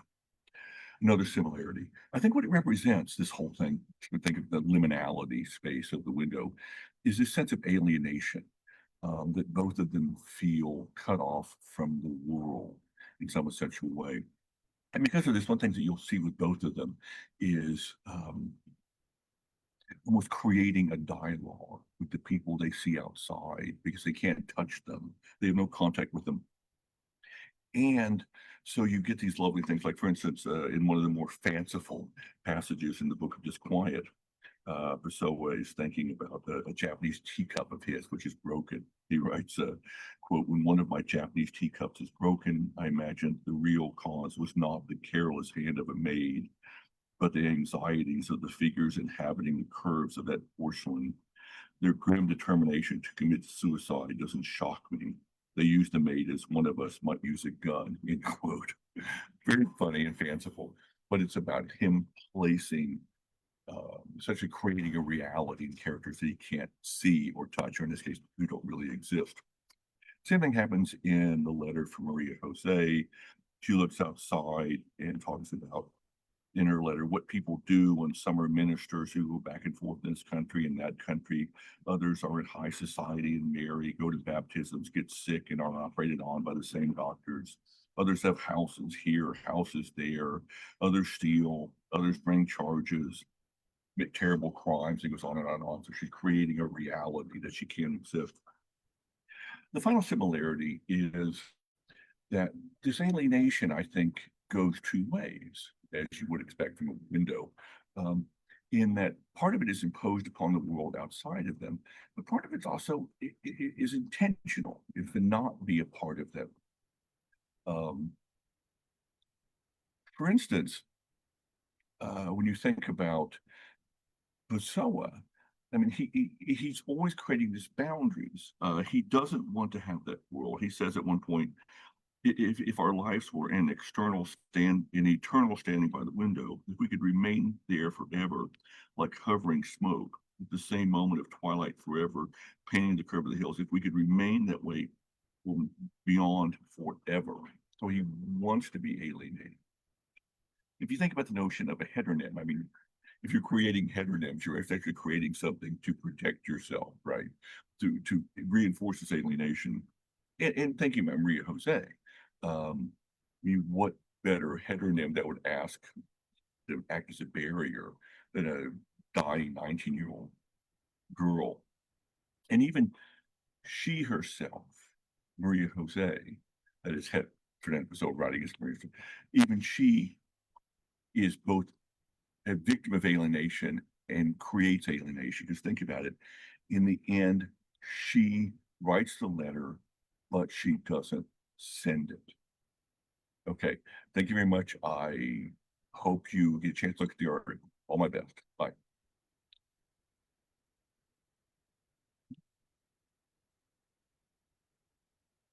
Thank you, Gary, for this wonderful presentation.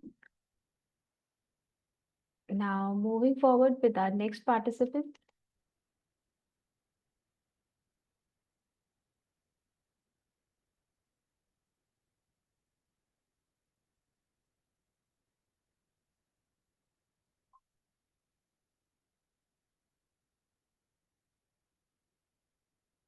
Our next presenter is Rabab Amkachoni, Department of Psychology, Mohammedia University Hassan II of Casablanca, Morocco. Her topic is Caregiving in Cancer, the Dual Path of Stress and Growth. Rabab, Hello, am I everyone. audible? Yes, I would like to share the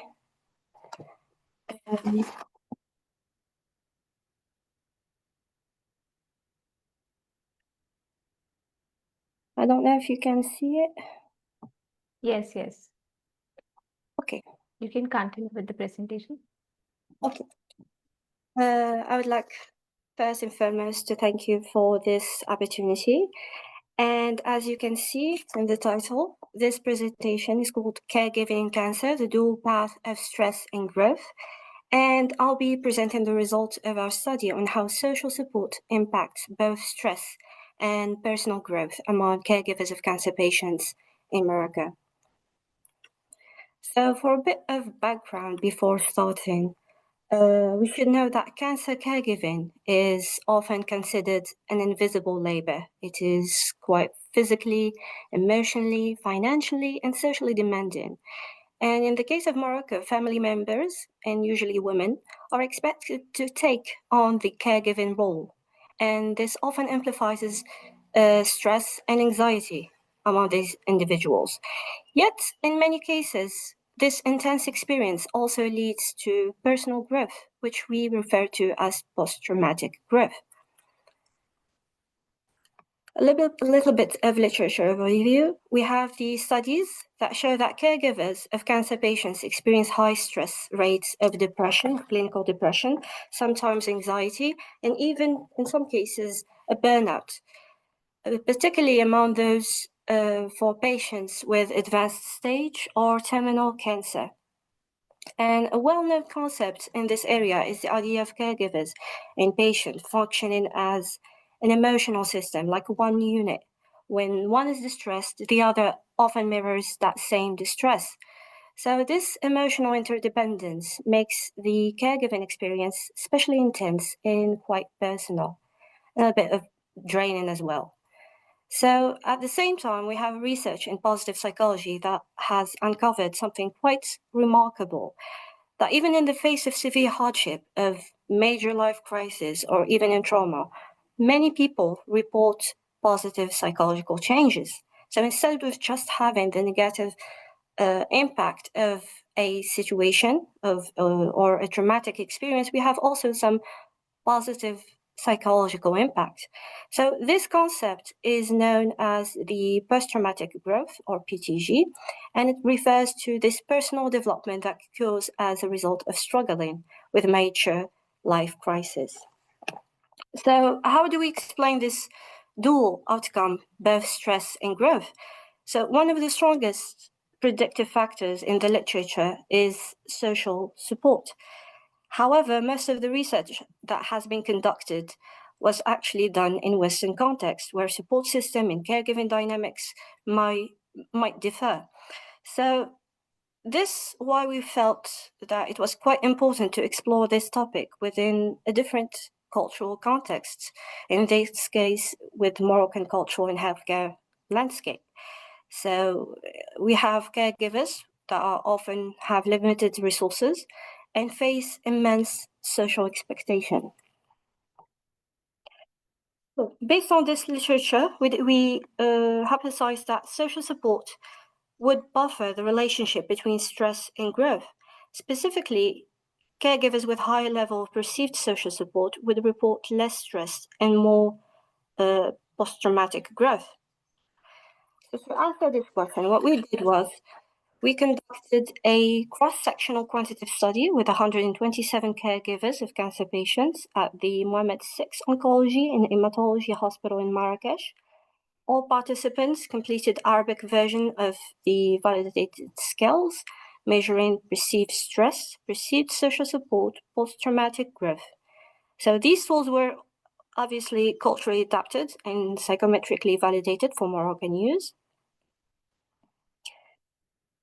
And so for our sample, it was almost equally divided between male and female caregivers, with an average of 35 hours per week of caregiving, and the average age was around 48 years old. So on average, participants had a moderate stress, moderate social support, and low to moderate post-traumatic growth. So here we see the key relationships between the variables. As expected, higher stress correlated strongly with lower growth. Stress was also negatively associated with social support. And most importantly, social support in post-traumatic growth had a very strong positive correlation. The higher the social support, the higher the post-traumatic growth.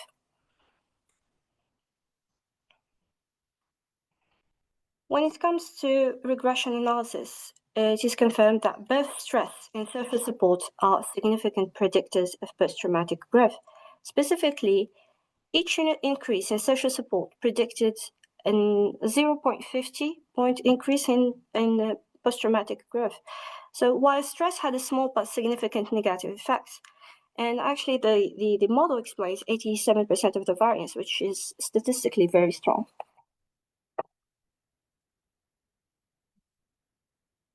When it comes to moderation analysis, surprisingly, social support did not significantly moderate the relationship between stress and growth.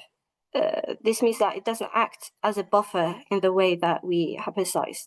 However, we both stress and support and social support still independently predicted growth, showing their separate effects. So these findings support existing theories like stress buffering hypothesis and post-traumatic growth theory. And the case of Moroccan caregivers, we have women in midlife with multiple roles. They are the ones that are navigating this high stress situation, but also reporting meaning, growth, and psychological impact, positive psychological impact.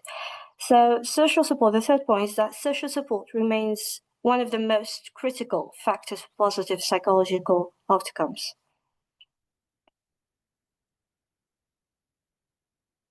So these findings highlight an urgent need to support caregivers and not just patients, because we have tendency to often overlook the critical role and the burden of caregivers. We usually focus mainly on the patients and their health and mental health, while the caregivers are going through the same hardship. So what we suggest is community-based support groups, family education programs, mental health services integrated into oncology care. And of course, these should all be culturally adapted to Moroccan values around family and care, just as it can be adapted to other cultural contexts. So, like all studies, ours had limitation. It was a cross-sectional study, so we can't draw causal conclusions. Self-report measures may include bias. And of course, the sample was mostly female, which on the one hand, it represents the situation in Morocco. On the other hand, it limits generalizability. What we recommend, of course, is longitudinal and qualitative studies to explore these dynamics more deeply. So to conclude, caregiving for cancer patients in Morocco is both a burden and a potential source of growth. Social support is not just helpful, it is quite essential. And by building more inclusive, culturally aware interventions, we can improve caregivers' lives and indirectly improve outcomes for patients too. Thank you so much for your attention. Thank you, Rabab, for this wonderful presentation. Thank you. Like I could totally, correlate with your presentation. It's on the cancer, and on a light note, I would like to address that I was diagnosed with cancer back in 2022. So I find your presentation very meaningful and completely related. So thank you for this amazing presentation. Thank you so much, and I hope you're well. Yeah, I'm doing great now. Thank you. Thank you. So any participants who have the questions, please put it in the chat box. The presenter will answer all your questions in the chat box. Moving forward with our next participant.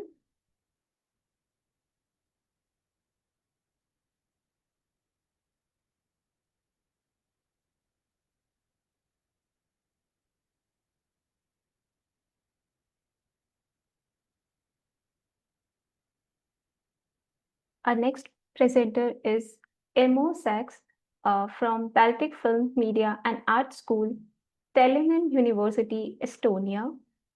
Topic, Lighting in Cinematic Virtual Reality. Emo. Yes, thank you. First of all, thank you for this opportunity. We are grateful to have you. Can you properly see my slides? Yes. Great. So, lighting in cinematic virtual reality.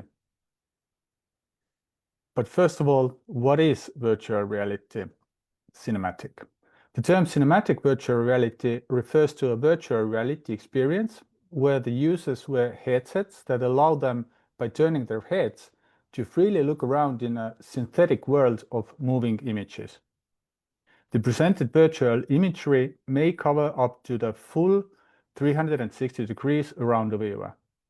The main difference between virtual reality and cinematic virtual reality lies in the generation of the VR world. Traditional VR is typically generated through 3D graphics, processing and audio triggers in real time, whereas in CVR, pre-rendered picture and sound elements are used exclusively.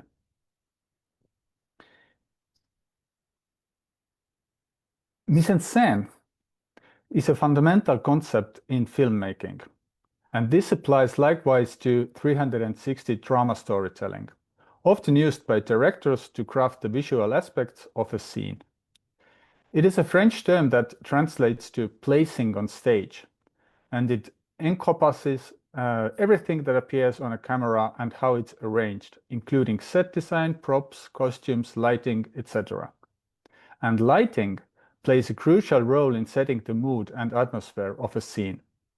Directors can use different types of lighting: natural or ambient lighting, practical lighting, hidden lighting, and mixed lighting to create shadows, highlights, and contrasts that enhance the visual storytelling. Lighting can also be used symbolically to reinforce the themes of character traits. CVR experience Victoria 1920 was chosen to demonstrate the usage of different set lighting techniques in CVR. And it was chosen because it uses different lighting techniques for lighting in scenes. It is freely accessible on the internet. It features distinctive characteristics of a CVR film offering 3 degrees of freedom. And also it features the distinctive characteristic of CVR film by telling a fixed narrative story that plays from the beginning to an end. The prevalent concept for lighting in 360-degree video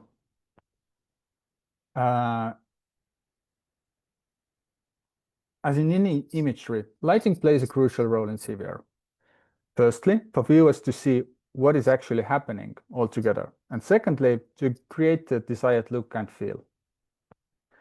Typically, lighting setups is used traditional cinematography might be difficult to execute without the equipment shown in the shot.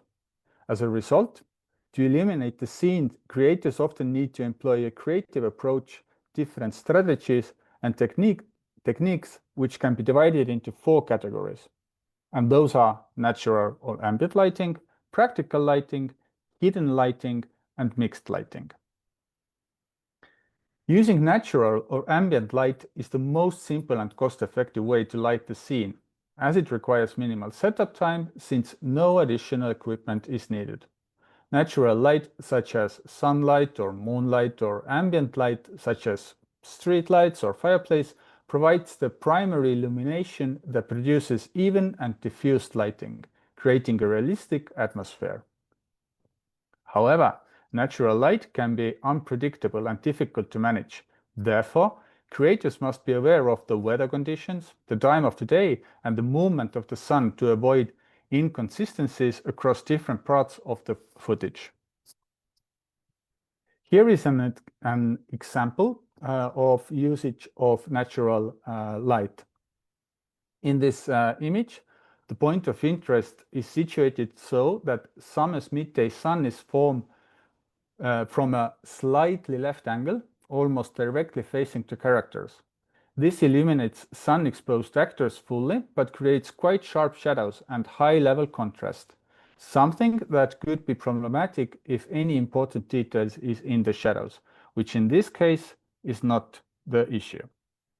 Another example is the image you can see on the screen, and though the point of interest leaves the viewer facing the sun and the characters are situated somewhat on the right, as it is perishing almost golden hour sun, it delivers not blinding but soft light which evenly illuminates the nature, props, and characters.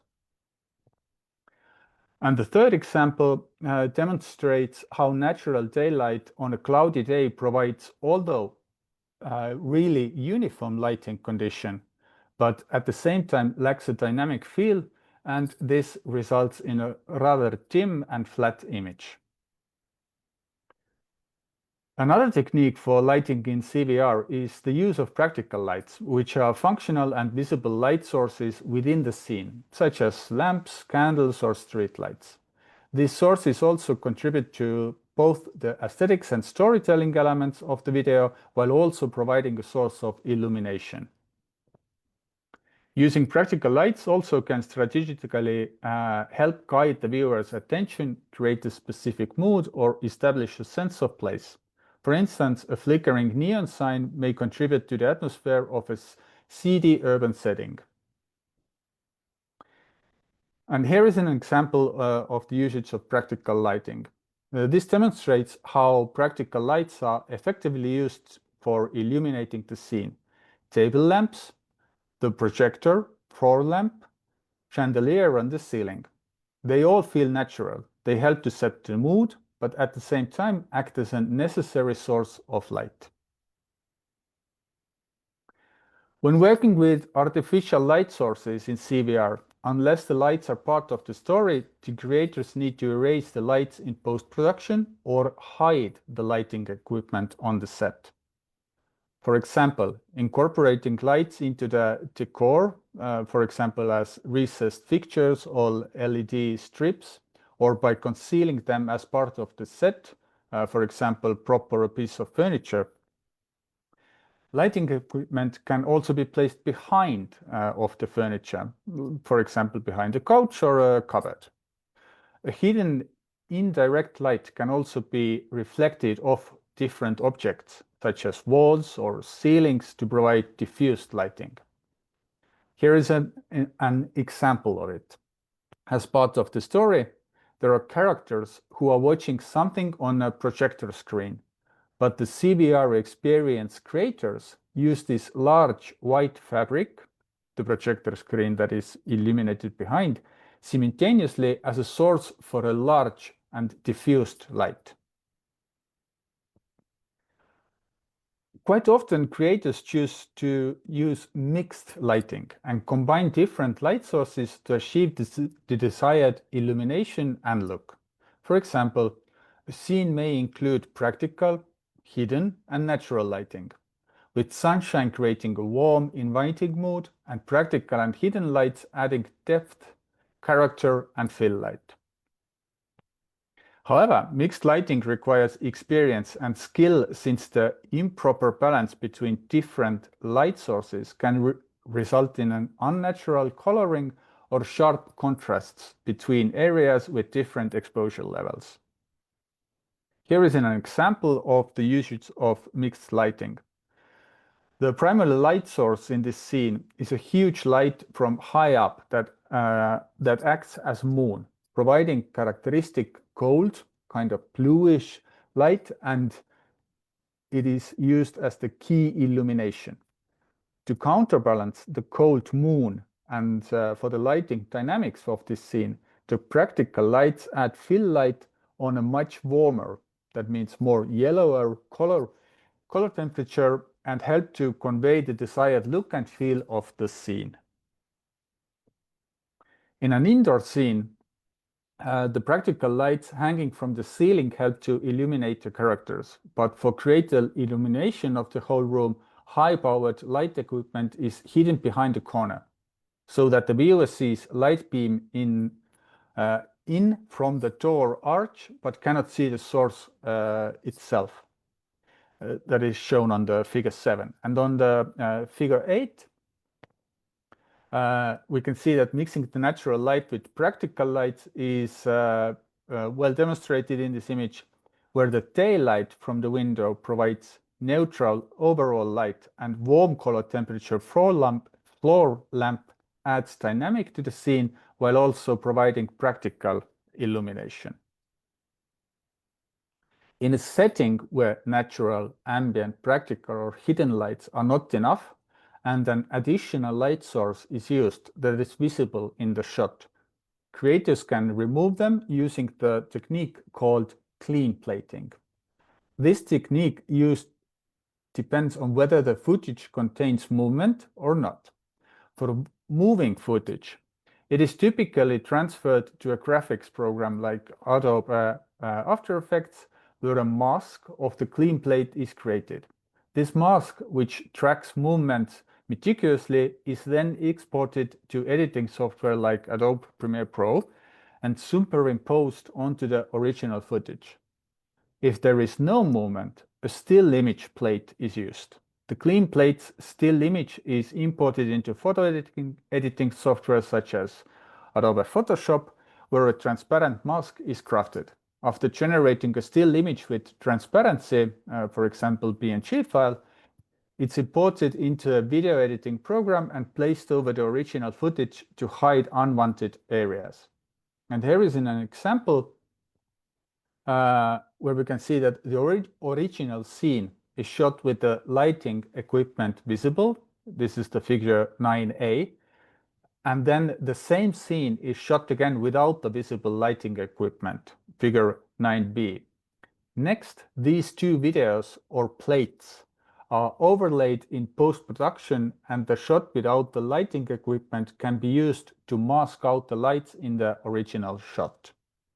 So, in conclusion, CVR content is predominantly recorded as live action, involving real performers and either stationary or moving objects in real-life settings, thus relying on real-life set lighting.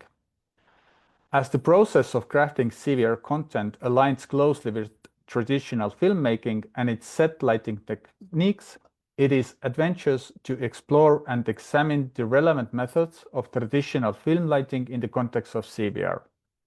Building on this understanding can contribute to the development of CVR as an art form aiming to achieve a high-level craftsmanship comparable to that of the traditional filmmaking. So this paper presented 4 types of lighting techniques: natural or ambient light, practical lighting, hidden lighting, and mixed lighting, and provided examples by studying existing CVR experience Victoria 1920. The study leads to the conclusion that Victoria 1920 employed all 4 lighting techniques mentioned earlier, following an approach akin to traditional film lighting. Through the analysis of different CVR experience in addition, such as Haley 1.0, Runway, The Invisible Man, and New Reality, it is quite evident that they all likewise adhere to the fundamentals of traditional film lighting, but with a predominant emphasis on the use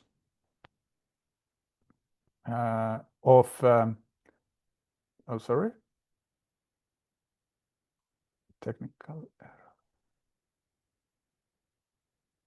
Oops. Sorry. The rationale for this could be that emphasis on the use of natural lighting, but the rationale for this could be that the natural lighting is most easy to use and requires no additional lighting equipment, and also mixed lighting takes advantage of different light sources available on a set, in other words, practical lights, and is suitable for a scene in order to achieve the necessary level of illumination. And in addition, mixing different types of light sources with different levels of illumination and color temperature provides the creator with the opportunity to reinforce their desired visual look through lighting design. And this presentation was based on the article Lighting in Cinematic Virtual Reality, which was published in the International Journal of Stereo and Immersive Media. Thank you.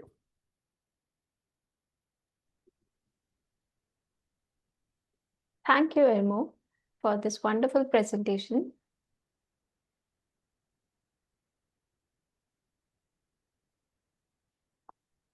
We are grateful to have you at the Eurasia Research International Conference. All the participants are requested to put their questions in the chat box, as the presenter will answer all your questions in the chat box itself. Moving forward with our next participant.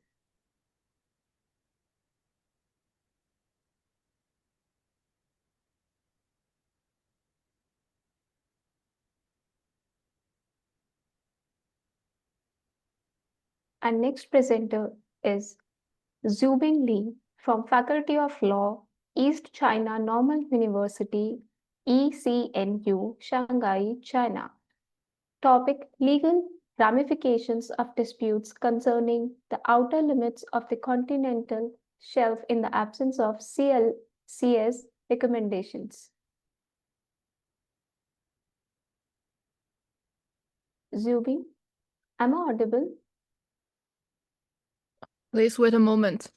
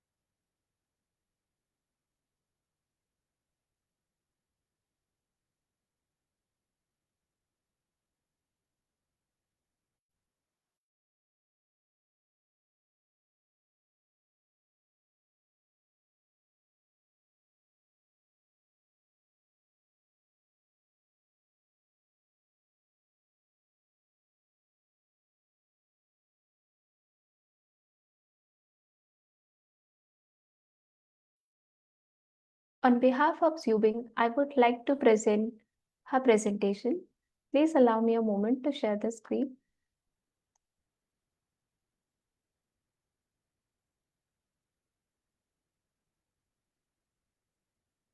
Good afternoon, everyone. Today we'll dive into a critical issue in international maritime law, legal ramifications when coastal states delineate their continental shelf beyond 200 nautical miles without recommendations from the CLCS. At the cornerstone of UN clause framework, this topic affects global maritime order and state sovereignty. Let's start by understanding the core of the debate.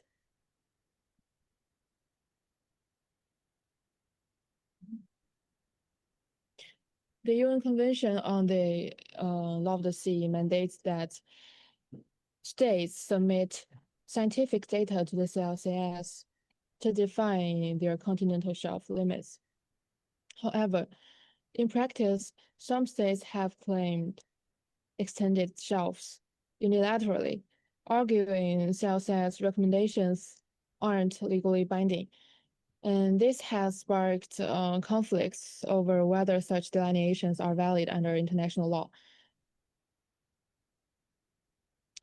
The crux of our discussion is, how do CLCS recommendations impact the legitimacy of these claims?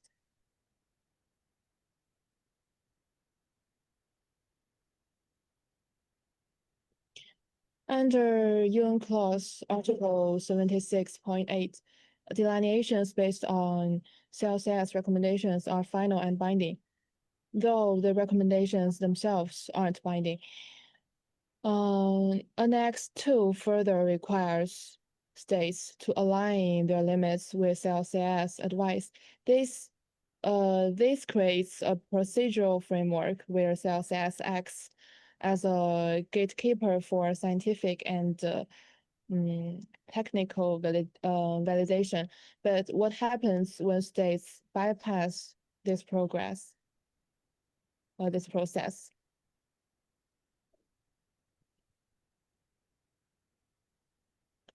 Countries like Bangladesh and Ghana have asserted shelf rights beyond 200 nautical miles without CLCS approval, citing their inherent and territorial rights. Some international courts in cases like Bangladesh versus India have supported these claims, ruling that CLCS recommendations aren't a prerequisite for judicial disputes. This creates a paradox. States can win cases, but may still face questions about procedural compliance.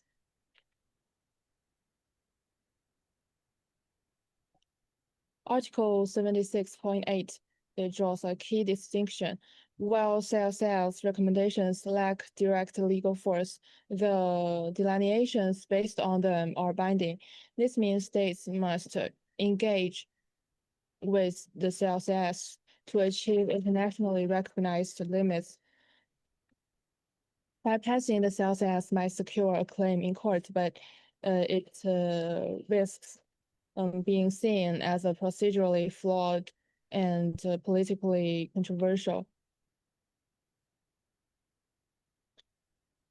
In Nicaragua versus Colombia, the ICJ acknowledged a state's inherent rights to its continental shelf, even without CLCS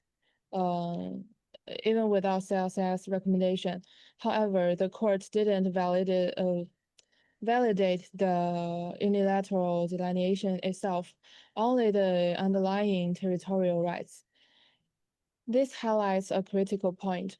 Courts may recognize a state's rights, but still question the method of delineation.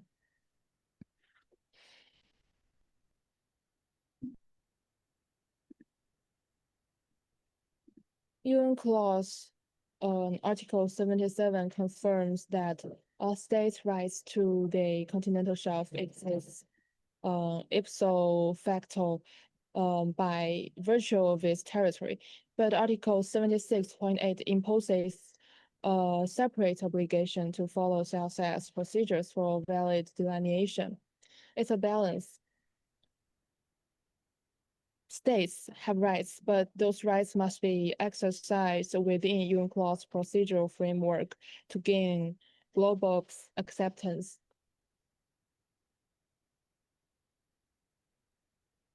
Unilateral actions pose three major risks. First, they invite objections from other states as seen in disputes over overlapping claims. Second, they lack long-term legitimacy. Even if courts recognize the claim, the international community may still question its validity. Third, bypassing the CLCS weakens the UNCLOS system, undermining the role of scientific expertise in maritime law.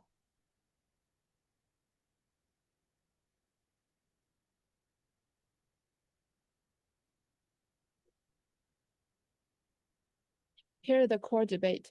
Validity refers to whether a delineation follows UNCLOS procedures, while legitimacy is about global recognition. A court might uphold a claim based on evidence, but criticize the lack of CLCS recommendation. For example, in Bangladesh versus Myanmar, the ITLOs recognized the rights to emphasize the importance of CLCS recommendations for stability.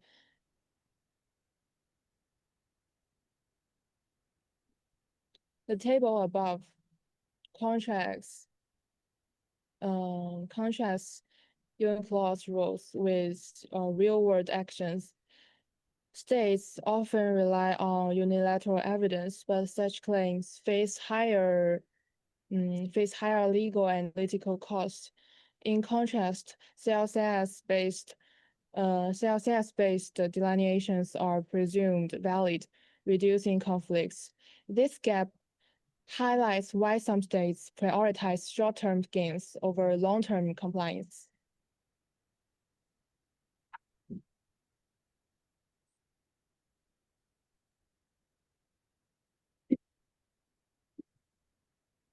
For coastal states, unilateral delineation is a double-edged sword.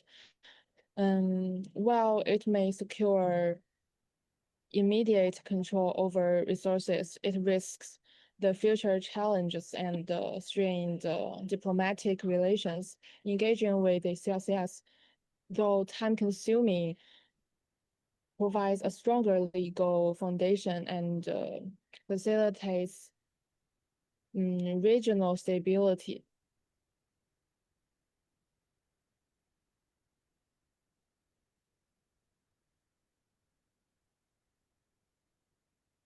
States must reconcile two duties, asserting their territorial rights and respecting UNCLOS procedures. Recent judicial trends show courts increasingly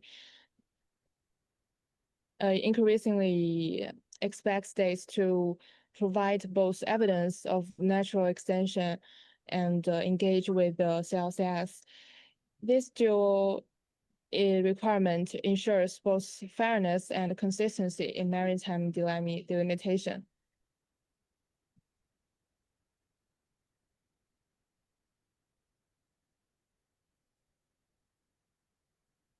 In summary, while CLCS recommendations aren't directly binding, they are indispensable for achieving valid and widely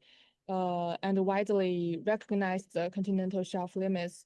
Unilateral actions may succeed in specific cases, but undermine the integrity of the UNCLOS system. To maintain maritime stability, states should prioritize procedural compliance alongside asserting their rights. Thank you.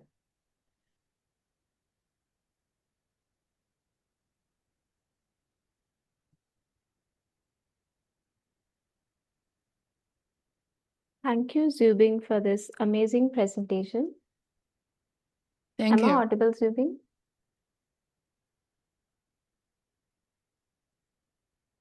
We are grateful to have you at the Eurasia Research International Conference. We request all the participants to put your questions in the chat box. The presenter will answer all your questions in the chat box by themselves. Moving forward with our next participant.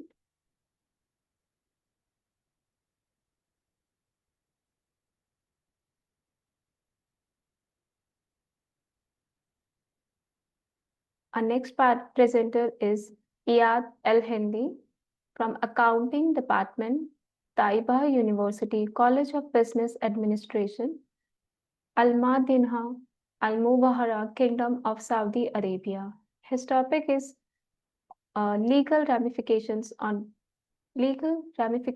of disputes concerning the outer limits of the continental shelf in the absence of CLCS recommendations, a comparative analysis of the international standards for the professional practice of internal auditing and the global internal audit standards.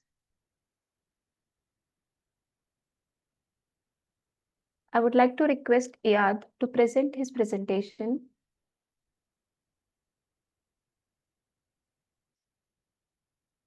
Iyad, am I audible? Hello, everyone. I hope my sound is clear now. Hello, Iyad. You're not audible. Yes, we can see your presentation now. You can Yes. continue with your presentation. Thank you for sharing the screen with us. Okay. I'm trying to make the topic easy even for those who's not an expert in the field. So, Yeah, there is some audio issue from your end. Could you please check your mic?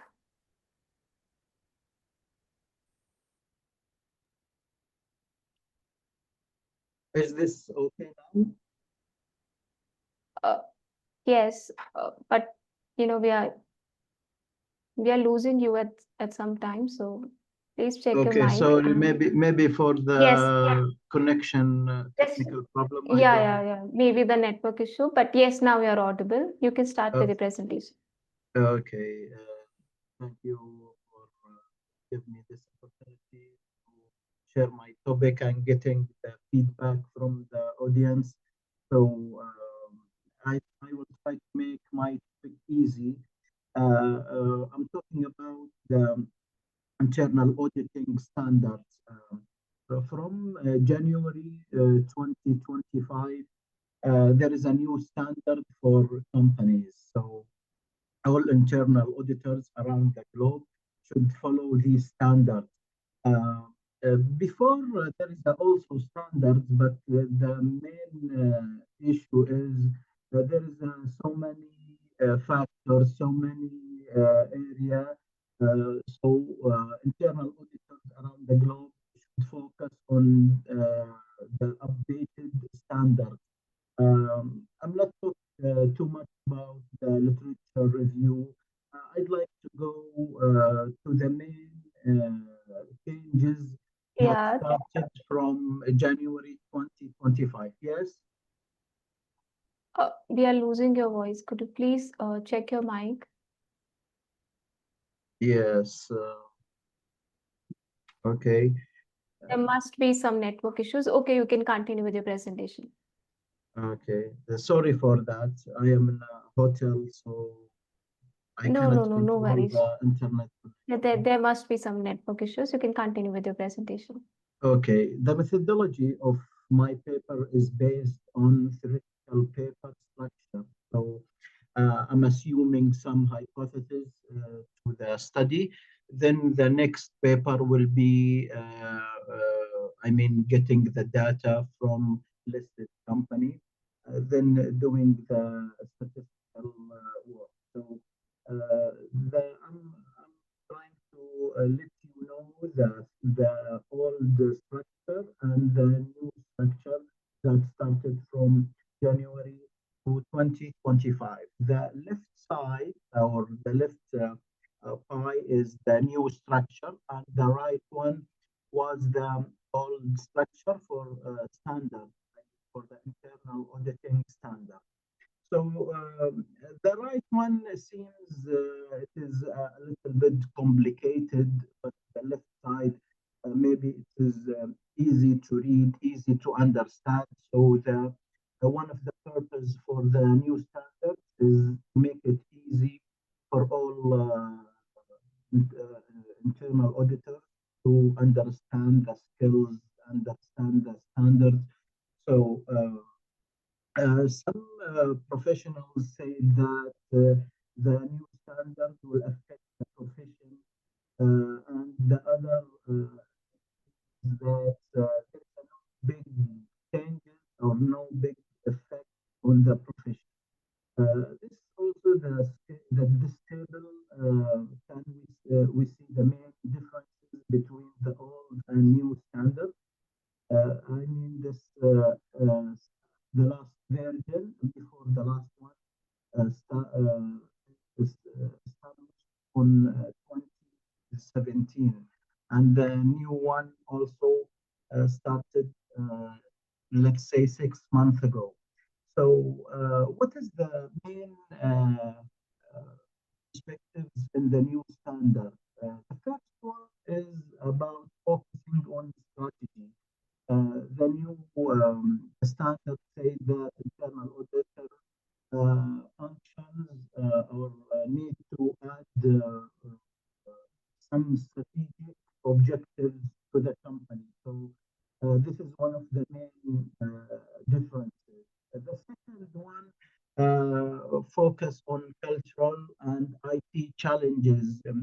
I think we observed that all of us in our companies, institutions, there is some threats, some risk coming from IT, like cybersecurity, artificial intelligence. You know, some of these has to be solved, or internal auditors should have some special skills to face these challenges.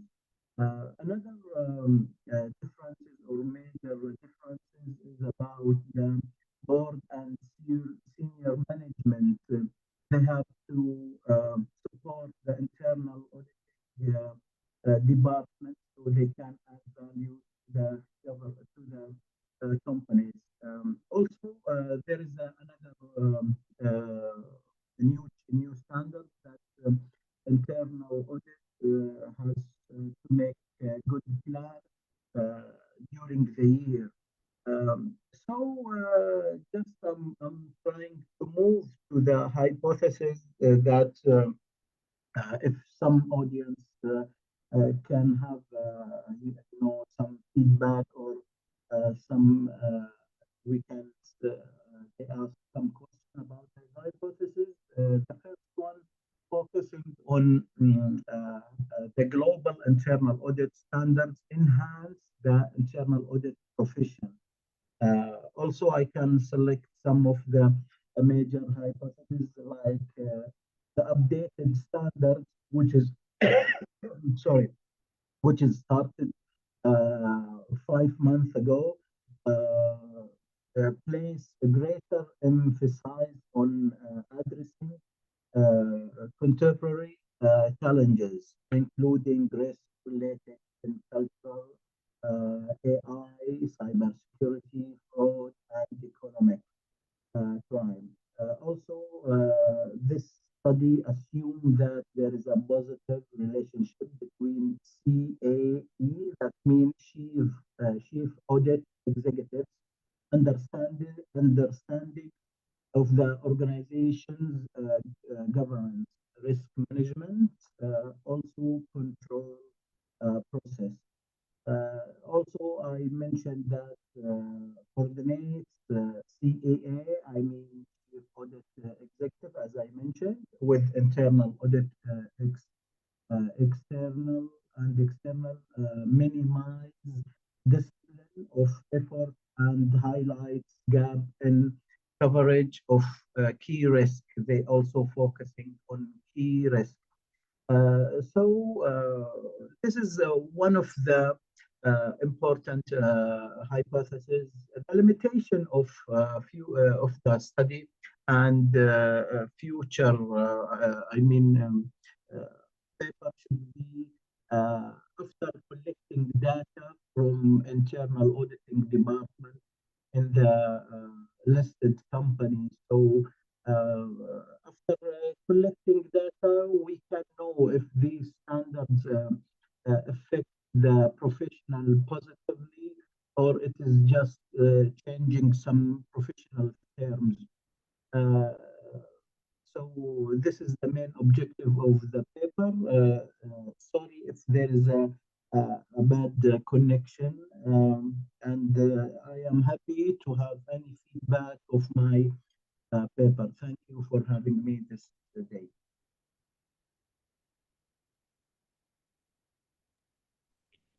Thank you, Iyad, for this wonderful presentation. And thank you everyone for your time. And I would request all the participants to put their questions in the chat box, as the presenter will answer all your questions in the chat box itself.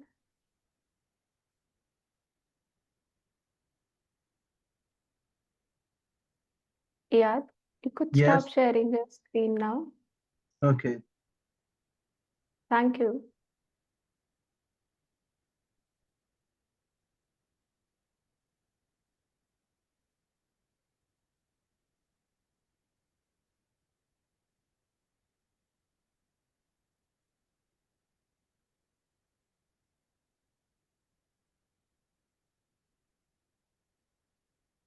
I'm trying to find the function of stopping. Sorry?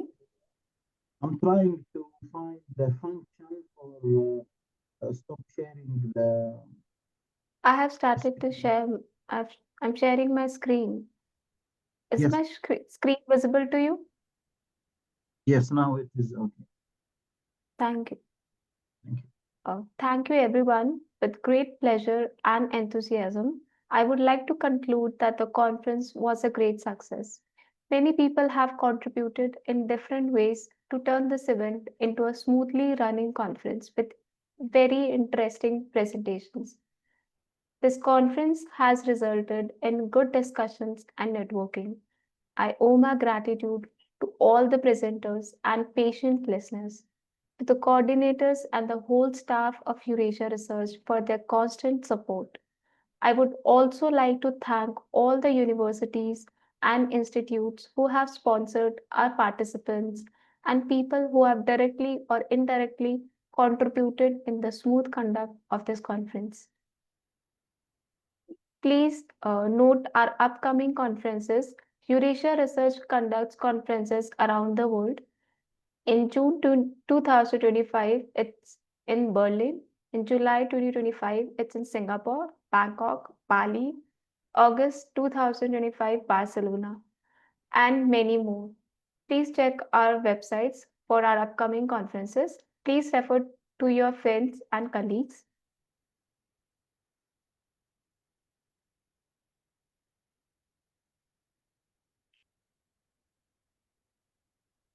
Uh, yeah, your screen is still shared.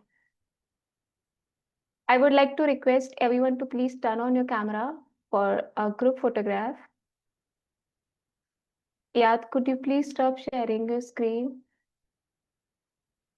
as I would like to take a group photograph.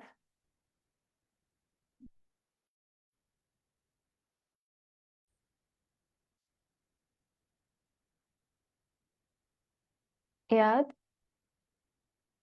am I audible? Yes, you are. You are. It's a request if you could please stop sharing your screen, as I would like to take group photograph.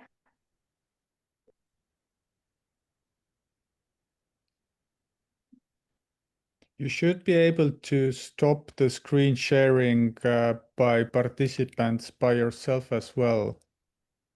Yes.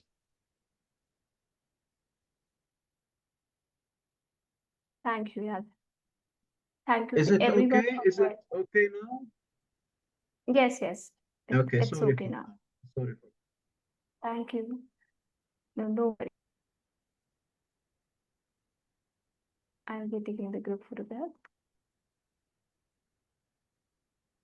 Thank you everyone for joining the Eurasia Research International Conference. And we would love to see you at our future conferences as well. And I would like to request you to please refer about Eurasia Research to your family and friends. It was great having you. Thank you. Can I have a question, please? Yeah, sure. For the proceeding, is it Yes, possible we just wanted to have your email ID as we have mentioned in the chat box. As we are Yes. unable to drop an email on your ID, it's showing invalid. Could you please share your email ID or reach out to us on our convener@eurasiaresearch.info email ID for any queries related to the publication or our upcoming conferences? Okay. Another question, if you don't mind, please. Sorry? For another question, please. Sorry? Another question. Do you hear me? Yes. Yes. For the application, I got a message from the chat, but what about if there are some comments on the paper? If we want to publish our paper in the well-known journal, so are we going to Yeah. have a feedback for the full paper?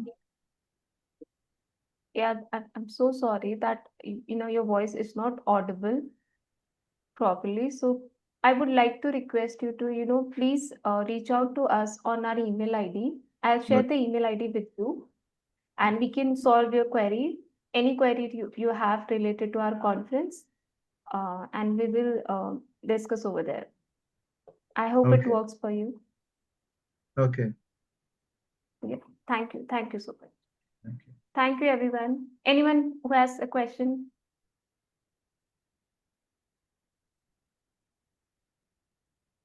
Thank you. Let's end this meeting here. Thank you. Thank you. Bye. Thank you. Bye.